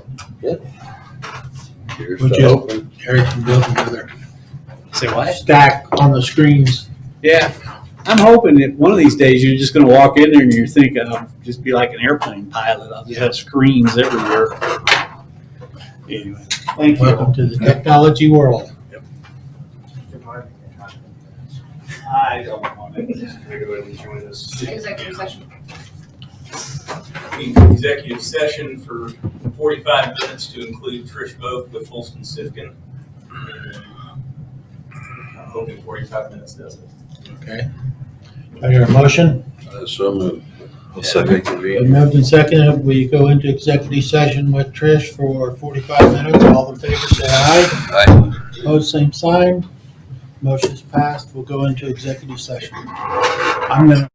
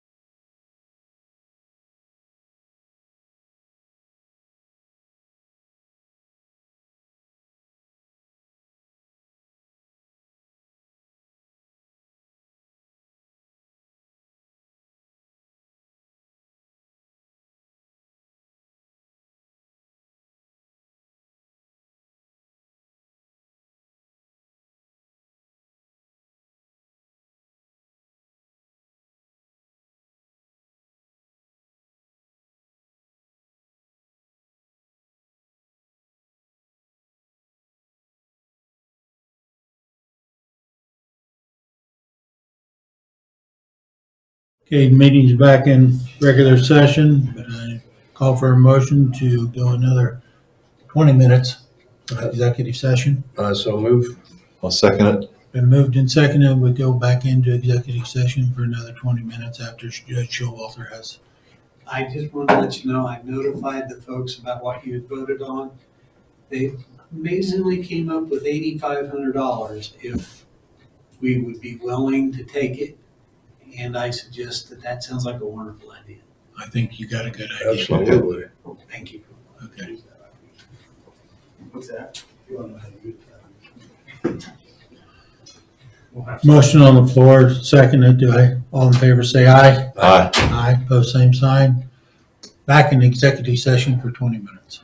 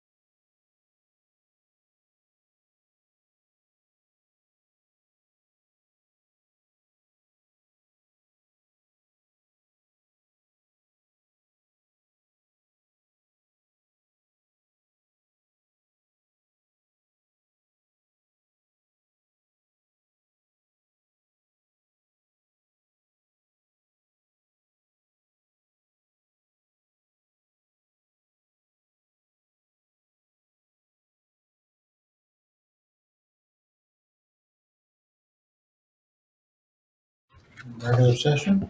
And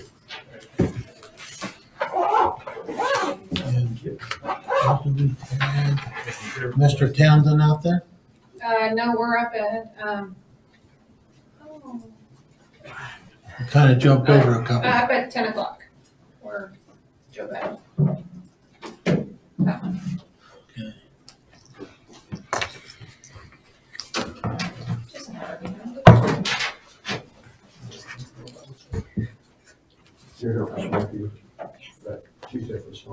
What's 10 o'clock? What's her name? Joe Bad. Are you Joe? I'm Joe Bad. Come on up. I don't know if, I brought a PowerPoint, but I can do it without it too. I don't know if that's difficult. Is it on a jump drive? I do. I can help you. Maybe. Either way. I don't know if I have office on here actually. Let's see. Try.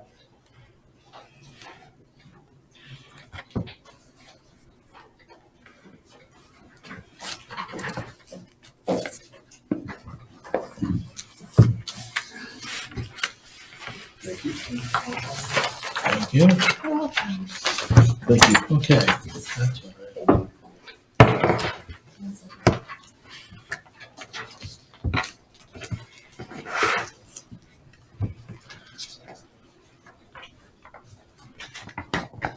The non-Colby. Yes.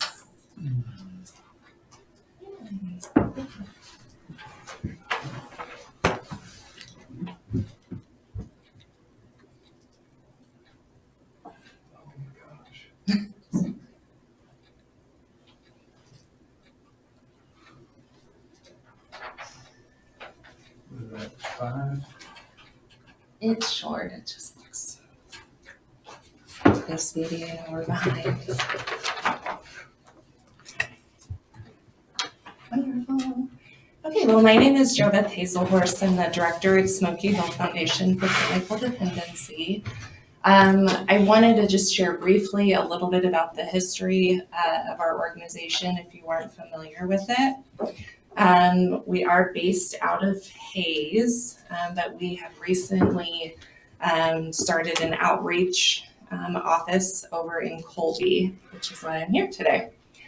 So this is our mission statement: to provide a continuum of quality prevention and treatment services to reduce substance abuse use and associated problem behaviors. We used to come out here and do quite a bit of prevention.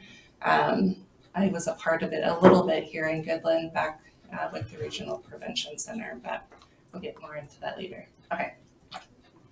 Okay, so this shows our service delivery area, which is why we opened up the outreach office in Colby, because it's difficult to reach people, you know, in far northwest Kansas, especially those that have transportation barriers. And I know that Thomas County ADAC has been closed for several years. And so we really wanted to find a way to reach, you know, especially all the way out here in Sherman County. So this just kind of is a map to show every county that we serve. Okay, so briefly, I know you guys can read this, but we started in 1979. By 1982, we were a freestanding agency. We are a nonprofit, and what makes Smoky Hill Foundation a little bit different is that we are state funded, and so we're able to offer prevention and treatment services for those that qualify at no cost. So we really we want it to be, you know, either no cost or on a sliding scale so that we can reach more people that need the services. In 2018, we started doing some telehealth in Colby because corrections, they were like, oh my gosh, like we really need some services. And then in 2020, we were able to open up our outreach office there. and open it up to the community. So that's when, residents from Sherman County could come over in person. They didn't necessarily have to be on community corrections or some type of probation. Our services are open to anybody that needs the help. Okay. Real briefly, our treatment services are evaluation and referral. So if somebody, let's say that they get a DUI and they need to have an evaluation, we can provide that. Like I said, being that we're state funded, we can help set up referral for inpatient treatment with other state funded facilities so that our clients won't have that extra financial stress, because inpatient treatment is very costly. We provide individual counseling, our outpatient treatment groups, continuing care, which is just kind of a less intensive part of our program, our outreach, and then peer mentoring. So the peer mentoring is a newer service in the last couple of years. We have a certified peer mentor on staff.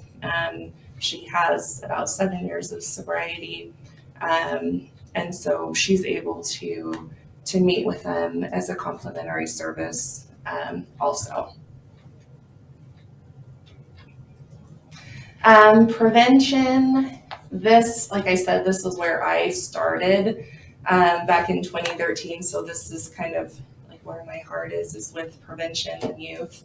But we have been doing more with tobacco prevention, especially vaping in Ellis County, and I'm hoping to meet with some schools this way because I'm sure it's probably a problem too with vaping in your high schools and middle schools. So we really, we have a couple of staff that are certified in that as well, and able to kind of help schools out with those youth. Actually, we can drug court and Oxford House, those are just more kind of our case things. Oh, I think this is the wrong PowerPoint. Sorry, the one that said Thomas County is the one that we needed. You guys, that one was for the school. Keep going. There we go. Okay, this is the one that you guys are probably most interested in. So how many people are we servicing out this way? So this shows the first 3 quarters, so starting from July of 2022 through the end of March of 23. In that outreach office in Colby, we've had about 147 individual sessions, or people that have participated in individual sessions, 89 in men's group, 55 in women's group, 73, I believe, for peer mentoring, or 78, and about 30 assessments completed.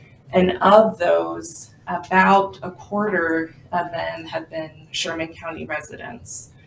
So we do get quite a few people from Sherman County that are able to come to our outreach services. So part of the reason why I'm requesting some funds, as I had mentioned, we are state funded. However, sometimes we reach the cap for those services, which is what has happened this year. We reached our cap actually at the end of April, and so we don't turn people away, but we're just in the outreach office, we're going to be around 10 to 15,000 short for the end of the year, the rest of the fiscal year. So that's why I'm coming to you guys to request $5,000 for our next fiscal year, just to kind of help cover some of those costs so that we can continue to have a counselor come out. Okay. Because the services that you provide to the people that come are free of charge to them? They're free of charge to them, yes. Except I will say if it's for an assessment, like a DUI assessment, that isn't free. They do have to pay the $150 for that. But as far as the treatment services, they are. Who usually refers or people to you? Typically, they come from the courts or, like I said, from a probation officer, but sometimes we do get some self-referrals.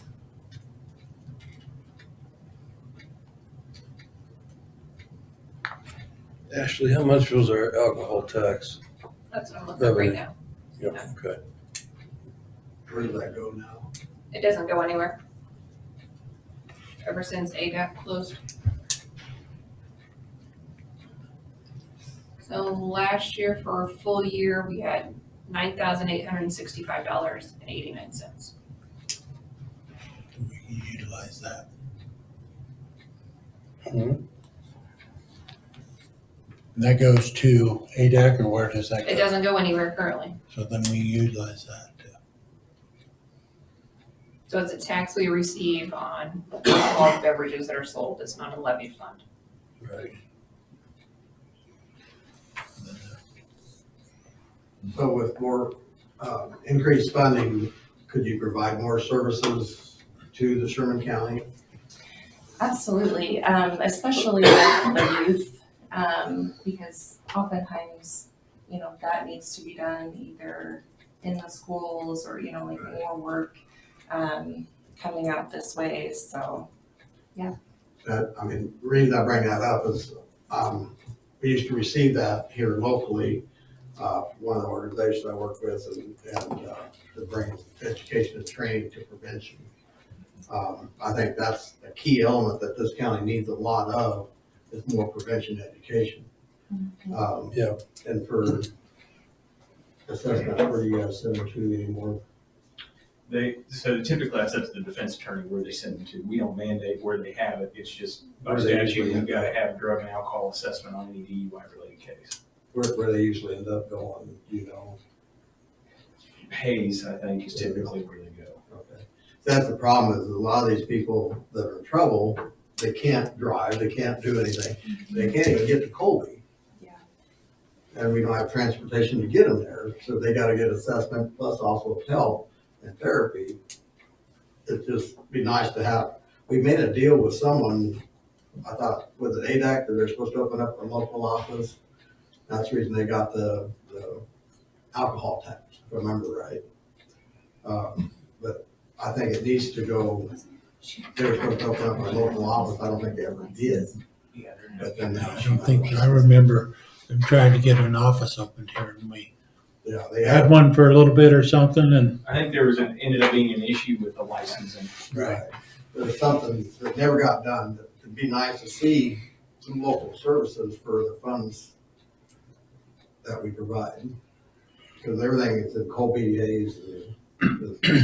Have you worked with the schools here at all with Not recently, not since we lost the funding specifically for prevention, which was back in 2015, so. Because my school resource deputy's been trying to do programs in the school and stuff like that. But Yeah. I just. Is there a possibility of coming over like once a week or once every 2 weeks? There would be a possibility. The problem is finding somebody local that, so that we don't have to go all the way from Hayes. Because right now we had somebody full-time in Colby, but now it's me coming over from Hayes to Colby. So we're trying to advertise and see if we can get someone local that, because that would be an easier, commute. So I do think it's possible. I'd just like to see the alcohol tax paid for someone local.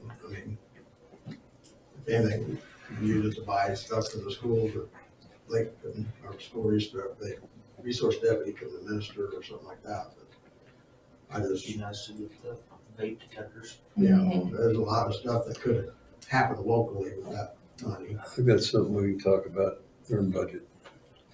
Okay. All right. Thank you guys so much for your time. Thank Well, you. thank you for the info.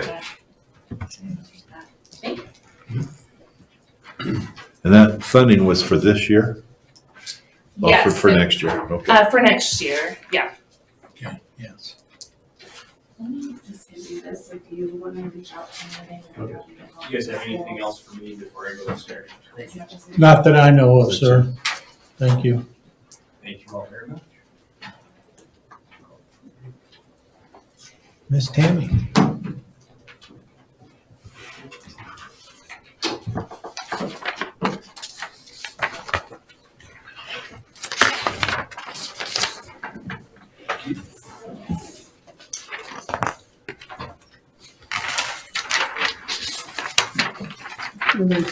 Both of them was yours, huh? Yeah, they were both yours. Yes, sir. Thanks. One's 22 expenses, that's what. Thank you. You're welcome. You need one? Okay. I'm here to present our budget for the Canarado Senior Center. And the one paper is our actual expenses, excuse me, for 2022. And then our proposed budget is on the next other sheet. And Ashley, are you guys 18,000 hours? Yes. And we would like to see if we could get up to 20,000 to help. Because our gas bills has been, they added all these new fees on them, and we had few gas bills that was over $900. So, but we'd like to see if we could get 20 if we could.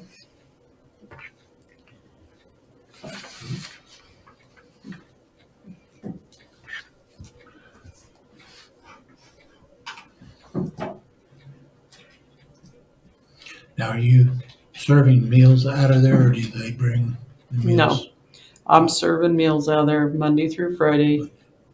And then we try to have 2 monthly meals in the evenings to help pay for our utilities and stuff too. Approximately how many people, how many meals are you? During the week? Yes. It varies from 5 to 15. You know, that's a day. Right. And then on our monthly suppers, it varies from 60 to 120. Just depends what we serve and what else is going on. These people that you're serving daily, do they have to call in? No, Steve. We have a menu. It's just like a restaurant like thing, but we're catering to the people instead of a restaurant license. We got a catering license. Okay. And they just order like a hamburger and stuff like that. Okay. And Tuesday and Thursday we usually have like a special. Like yesterday we had smothered pork chops and a salad bar. So. Okay. So you can, on the days that you have things that people like, you might get more of them coming. Yes. Yes, that's it. Yeah. Hurry home for lunch, you're getting a hug. Well, I'm going to go to the senior center today. And Yeah. So, yeah. Okay. Okay. Well, we will add it to the budget request. But thank you for your You're diligence. welcome. You got any other questions? Okay, well, I appreciate you guys having me. All right, well, thank you. And you guys have a good day. Thank you. Yeah, you too. Thank you. Okay. Question, Ashley, will we need to amend our motion on the judges? Okay. Because it's not costing us anymore. Okay. They're paying the additional. Okay. Very good. So that takes care of that one. Eric, you have a chair you want to sit on, or you can bring your own? Going to Corbin right there? You go ahead on over. Okay. We'll start with the chairs. So the Wallach building's used as a community room. The most recent count found that we were down to 68 chairs from the 100 that we originally had. They've broken and were disposed of. So I was hoping that we could possibly get us back up to around 100, provided you guys want to continue offering the building as a rentable space for the community. I found two options. One through Sam's Club for the identical chair, which was a 4-pack for $119.98. Amazon has a white 350-pound chair 6-pack for $140. There it is. What I was thinking, and I guess this is kind of a question towards you as well. This year alone, January through current, we've received $950 in rental fees for that building. Okay. So I feel like we could probably take the funds from there. Mm-hmm. Makes sense. Well, give me your, What would be a grand total? Can we do that, Ashley? Yes. Any of those taxes, yeah. Okay. That one was a 4-pack. Which one do you prefer? Well, so that's the hard thing. If you want to get identical chairs, because I believe we got them from one of the office supply stores locally before they went out of business. Yeah.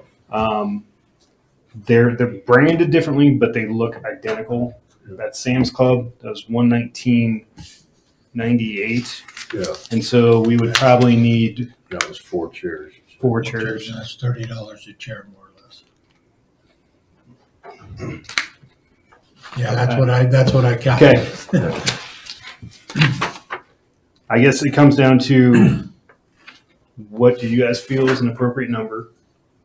Do you want to get us back to 100? Do you think 90 is fine? My question, how many times have we used 100? Well, I heard about it during one of the last rentals when I thought we still had around 90, and it ended up being 68.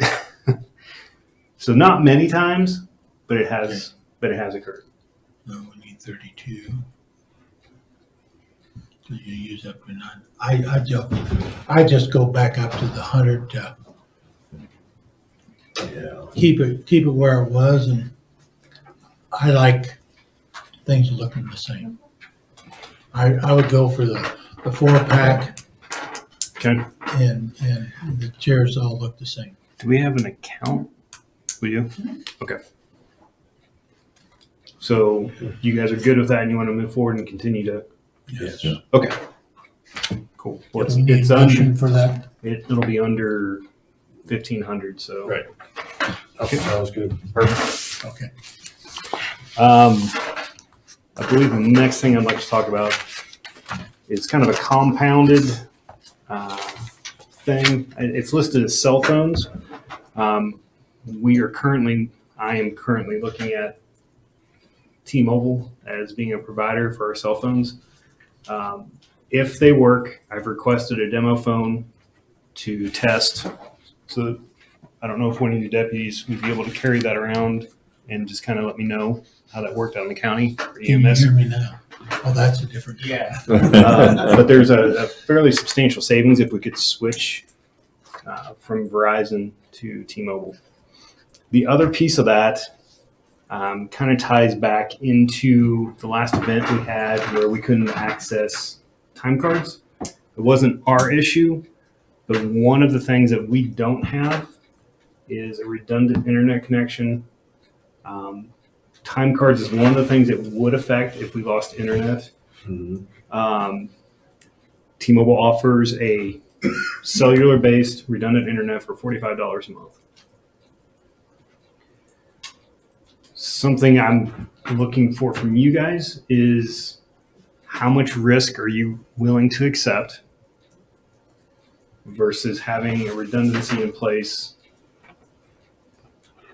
to have outbound connections. So time card, email, and such. That seems pretty reasonable. That's what I'm thinking is, To have. In my opinion, it's like an insurance policy. You buy insurance in the hopes that you never have to use it. But if you have that, we got fortunate on the time card, on the payroll issue. Correct. But, I mean, it's $600 a month. I can fit it under my budget. 600, No, I'm sorry, 600 a year. just another zero. Don't get excited. Yeah, I think I would go for it. Okay. You're gonna do that after you check out the T-Mobile phone? I will probably do that regardless. Okay. Because I don't know where else I could get a second connection that cheap. Yeah. So, and on a different provider is kind of the thing. Because if I got Eagle or whoever to offer a secondary connection for cheap, it'd be the same. If one went down, they'd both go down. Yeah, see. So, okay. If you'd like to join. The last thing for this session I'd like to go over is with the sheriff's building. One of the things that we've been dealing with is proper security cameras and door access. There is currently a grant through the Kansas Governor's Grants Program, Local Safety and Security Equipment Grant Program. The pre-application stuff begins on June 7th. Applications due by June 30th. We've gotten bids from 3 companies. It's roughly $100,000 to replace all the cameras to the specifications, along with adding cameras within the cells for security for both our staff and the inmates. The grant, if we would be awarded, is a 90-10. So they would do 90%, so roughly 90,000. We'd be on the hook for around 10,000. Just want to make sure that you guys would be supportive of that. I think so. Well, absolutely. Absolutely. That could keep you out of a lawsuit. We've been lucky. Yeah. The last couple of times the cameras had some issues, but we were able to document our way through it.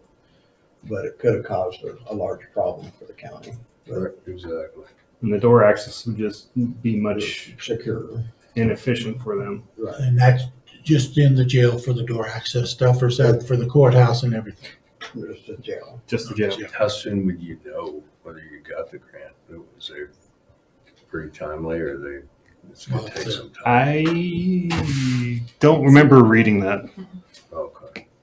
But the application deadline is June 30th. June 30th, so but July.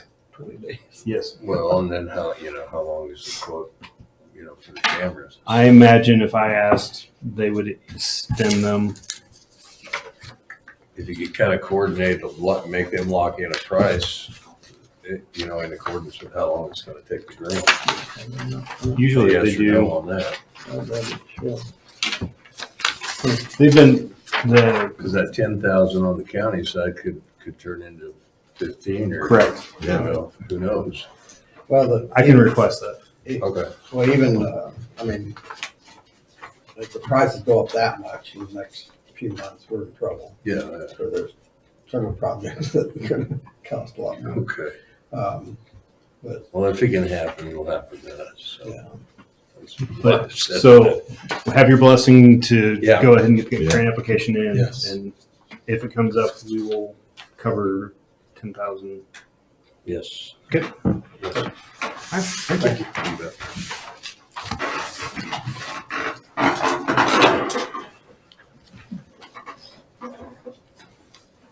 Mr. Townsend, Thanks for having me, gentlemen. I spent the weekend, we had our family reunion at the Smoky this weekend, or Sunday. That's the most time I've spent down there in several years since the board was dissolved. I don't want this to come off as an attack because it's not whatsoever. I think that Terry, I believe his name, is doing an excellent job down there. It's being very well maintained. There's just a lot of things that one guy can't get done. And it's not his fault. There's just not enough hours in the day. He's an older gentleman. You can't get as much done as you used to. There's a lot of picnic tables with boards getting rotted out, legs broke, merry-go-round seats are starting to rot off. The walking trail is essentially gone at this point. It's completely and totally overgrown. And I just, there's myself included and a lot of others from the community put in a lot of time and hours and money into that area. And then to have it, in the last couple of years to get back into bad shape. I do not want to reinstate a board, but what I was thinking is maybe like a Friends of Smoky Gardens, to where once or twice a year we advertise and ask for community members to come down and help maintain the park. I really, really believe we'd get a lot of folks down there to help in taking care of, replacing the picnic table boards, repainting some things that, need repainted and touched up. I mean, it's all sitting out in the weather. There's a lot of things that wouldn't cost a lot of money to the county to maintain. And I think you could get the labor free. Let me ask you this. Let's throw this scenario out. Okay. Let's pretend for a minute the county would hire a full-time guy to take care of it. Here's where I'm going with this. The city has a parks department. They don't ask for volunteers to go out and mow the park. They take ownership of those parks. Yes, sir. My belief has always been the county needs to take ownership of that facility down there. I don't disagree. When this first came up to hiring a part-time guy, I was willing to try it and see how it went, because he also mows all the cemeteries. Yeah. You're starting to convey something to me that I've kind of felt all along, that part-time's not making it. Somebody should be delegated to be able to devote. If they tell Rod, hey, I need to spend 2 weeks down there, leave me alone for 2 weeks.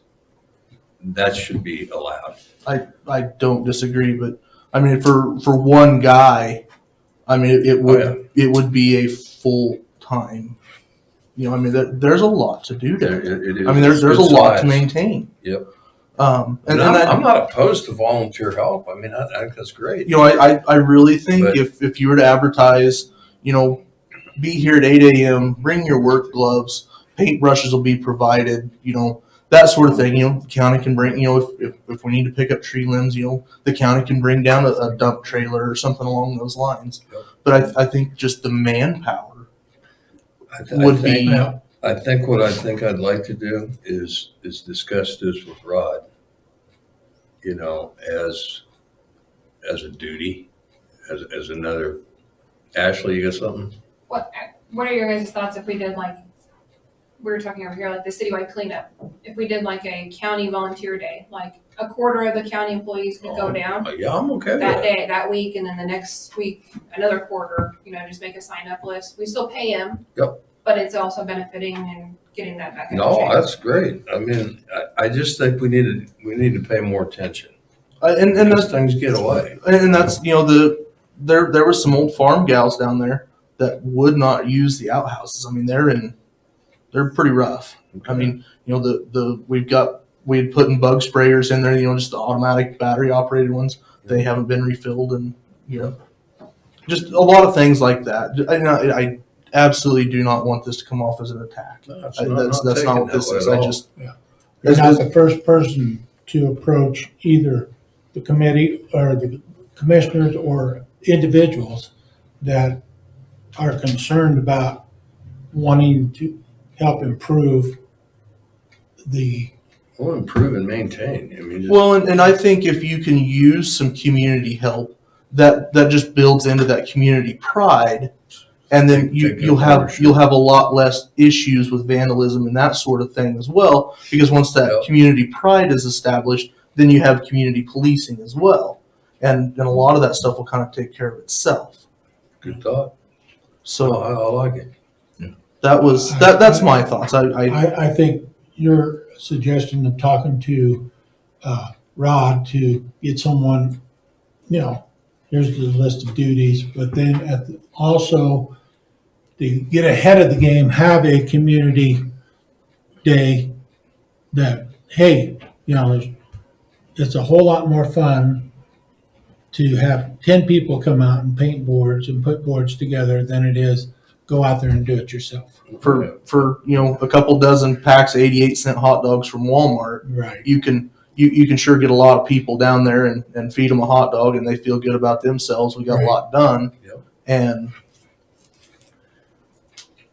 After you get ahead of the game, you can use those days to do special projects. Yes. Something new or. Plant a tree. yeah, plant. I love the community involvement. That's the. And that's I really don't want it to all go back onto the road and bridge guys, because then they'll start to get resentful. Just if they're gonna feel like they're getting picked on, and maybe they won't, but it seems like in past instances, if you've asked for people to come down and help, they feel like they're being punished because they have to go down there and work. There's some guys that volunteered and loved it, but then there was the others that Well, Yeah. that's. But it's one of the things, the bottom line is the county owns it, and we need to utilize whoever and whatever means we can to take care of it. But if we need to step up more as a county, that's what we need to do. I mean, that's the bottom line. Sounds like we need to do it sooner than later. Yes, sir. There's several picnic tables that you could only sit on the one side.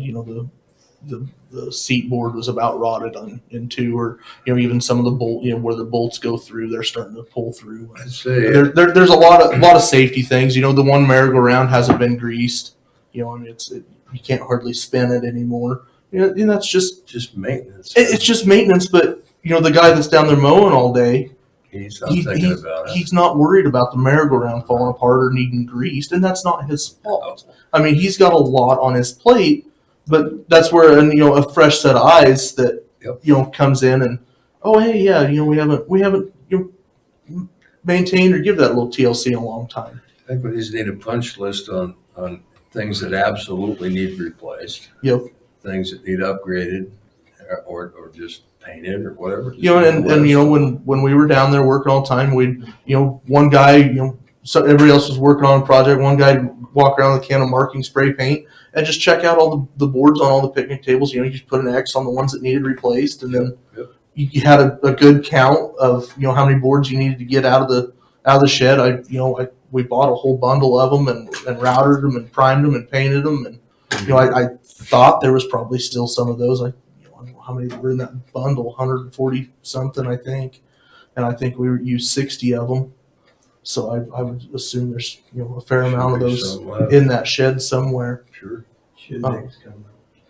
Yeah, and with the shindig coming up, Need to get it. there's a lot of things that need a little maintenance before that happens. June 14th? And Short amount of time. you don't have enough time to get everything done, by then, and nobody expects you to either. But Get it but there's shaped up. and the restrooms may need pumped. I mean, they're getting pretty right. Who used to do that? We used to do that. Okay. So All right. there's an easy access on the outside of the buildings. It works out pretty well. Okay. And then he used to, before we had a big event, he'd bring down some of the blue goo solution and pump in there, and that really helped. Oh, yeah. It didn't take a lot, but just a little bit of that blue stuff really cut down on the smells. Okay. We will, we'll get a hold of Rod and see what kind of a time frame we're looking at, to get a lot of the major stuff done anyway. Pertinent. Well, get like the safety stuff to, get that. There's maybe that's not even all that bad, but there are getting to be some picnic tables that some of the legs are getting pretty loose. I don't know if they maybe needed welded back together. Didn't spend a lot of time looking at it. Just quick observations was all. Okay. So. And I don't mind the idea of having our county workers volunteer going down there and we pay them. No. Too. You want volunteers and not voluntold. There you go. That's right. All right, we'll visit about that some more sooner than later. Yeah. And see what we can come up with a I plan. appreciate it. I don't want to commit I don't know what Rod's guys are doing right now. Yep. If he can free up a few guys, that would be great. If you know of some guys that like to pitch in, but we need to know what all, what can we do? And that's what a guy needs to go down and actually walk around and make a list of what list. needs to be done. Yep. And kind of look, stop at each campsite and check the picnic tables and that sort of thing. But Because that thing gets utilized. Amazing. It is an amazing amount of people, that are. Do you need one of us to go down there? Probably wouldn't hurt. I think that would probably be the right thing to do, and. Okay. Is that you or is that me or who is it? Who is it? Well, depends on how much work you or me have to do at home before we can head down there. So, Exactly. question of that. Is it gonna rain or is it gonna sun gonna shine? Yeah. Can't make hay in the rain. Exactly. And I would be willing to go down with. Okay. Well, I think that if we could pick you up and say, hey, let's go down there, spend an hour. But by all means, I think everybody has my phone number, but Mr. Swagger may not. But Bring your four-wheeler so you it's don't have to walk.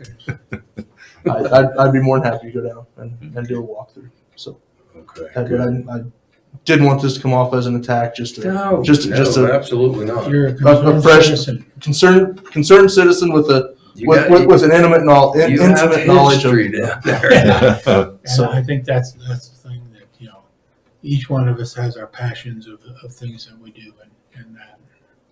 And this is an area that sometimes is out of sight, out of mind. But then when you go down there, this is. Yep.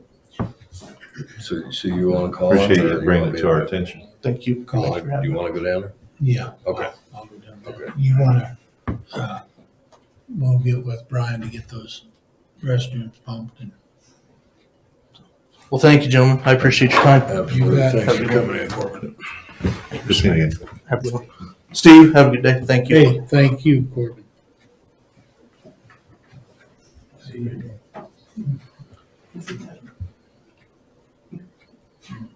Okay. The other thing is. So Brian James is coming in with a question. Do you want to get Well, him first? if he's in here, we can let him come on in and sit down and ask the question.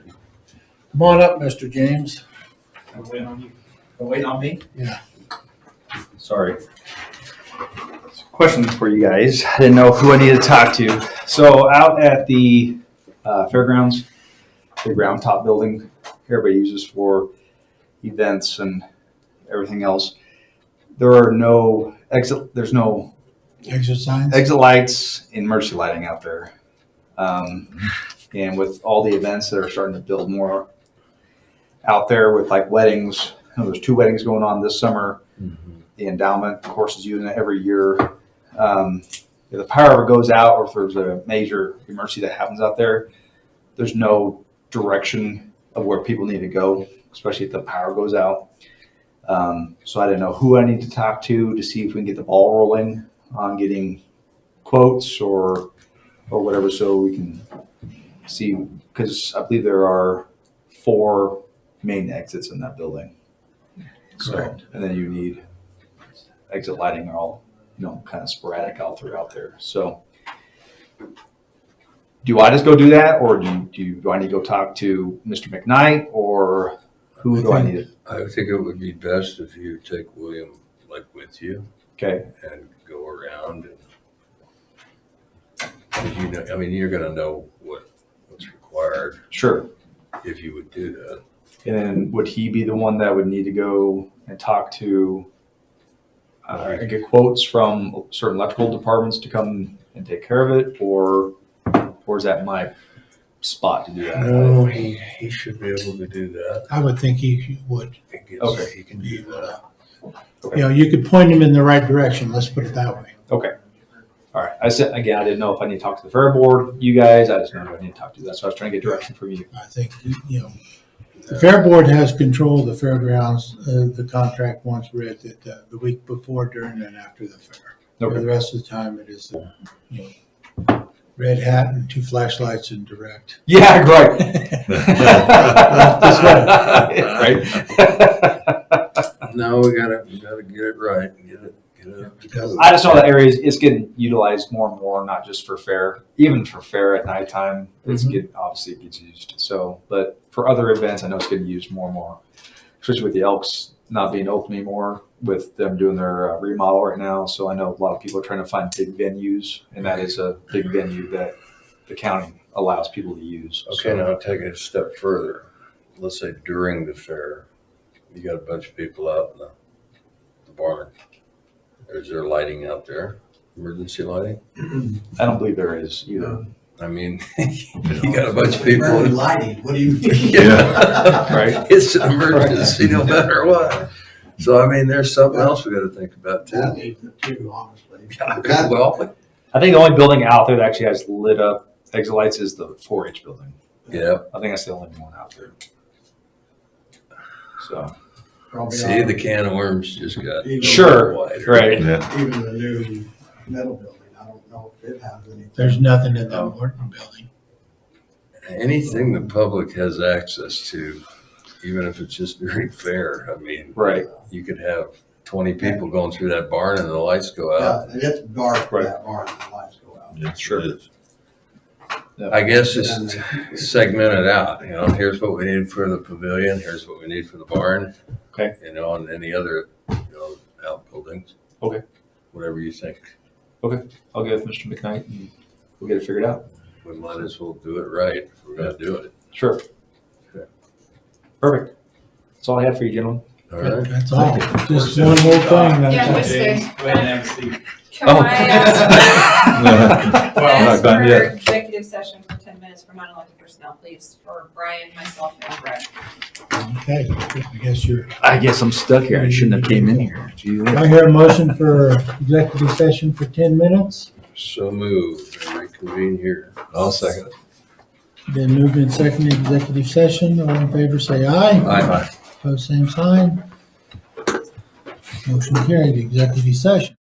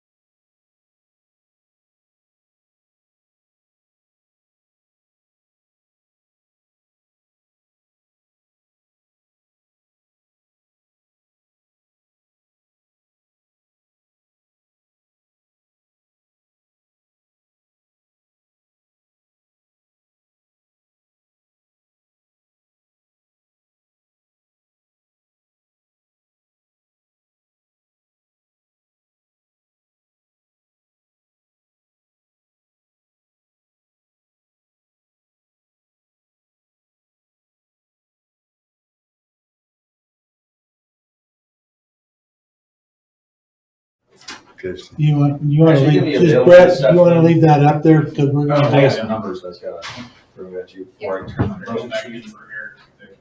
Yeah, you don't have to share. Yeah, we'll talk. What's that? Eric, did you want Blaine in? You can join, it's fine. Okay. Okay, give us a second to, you can set up.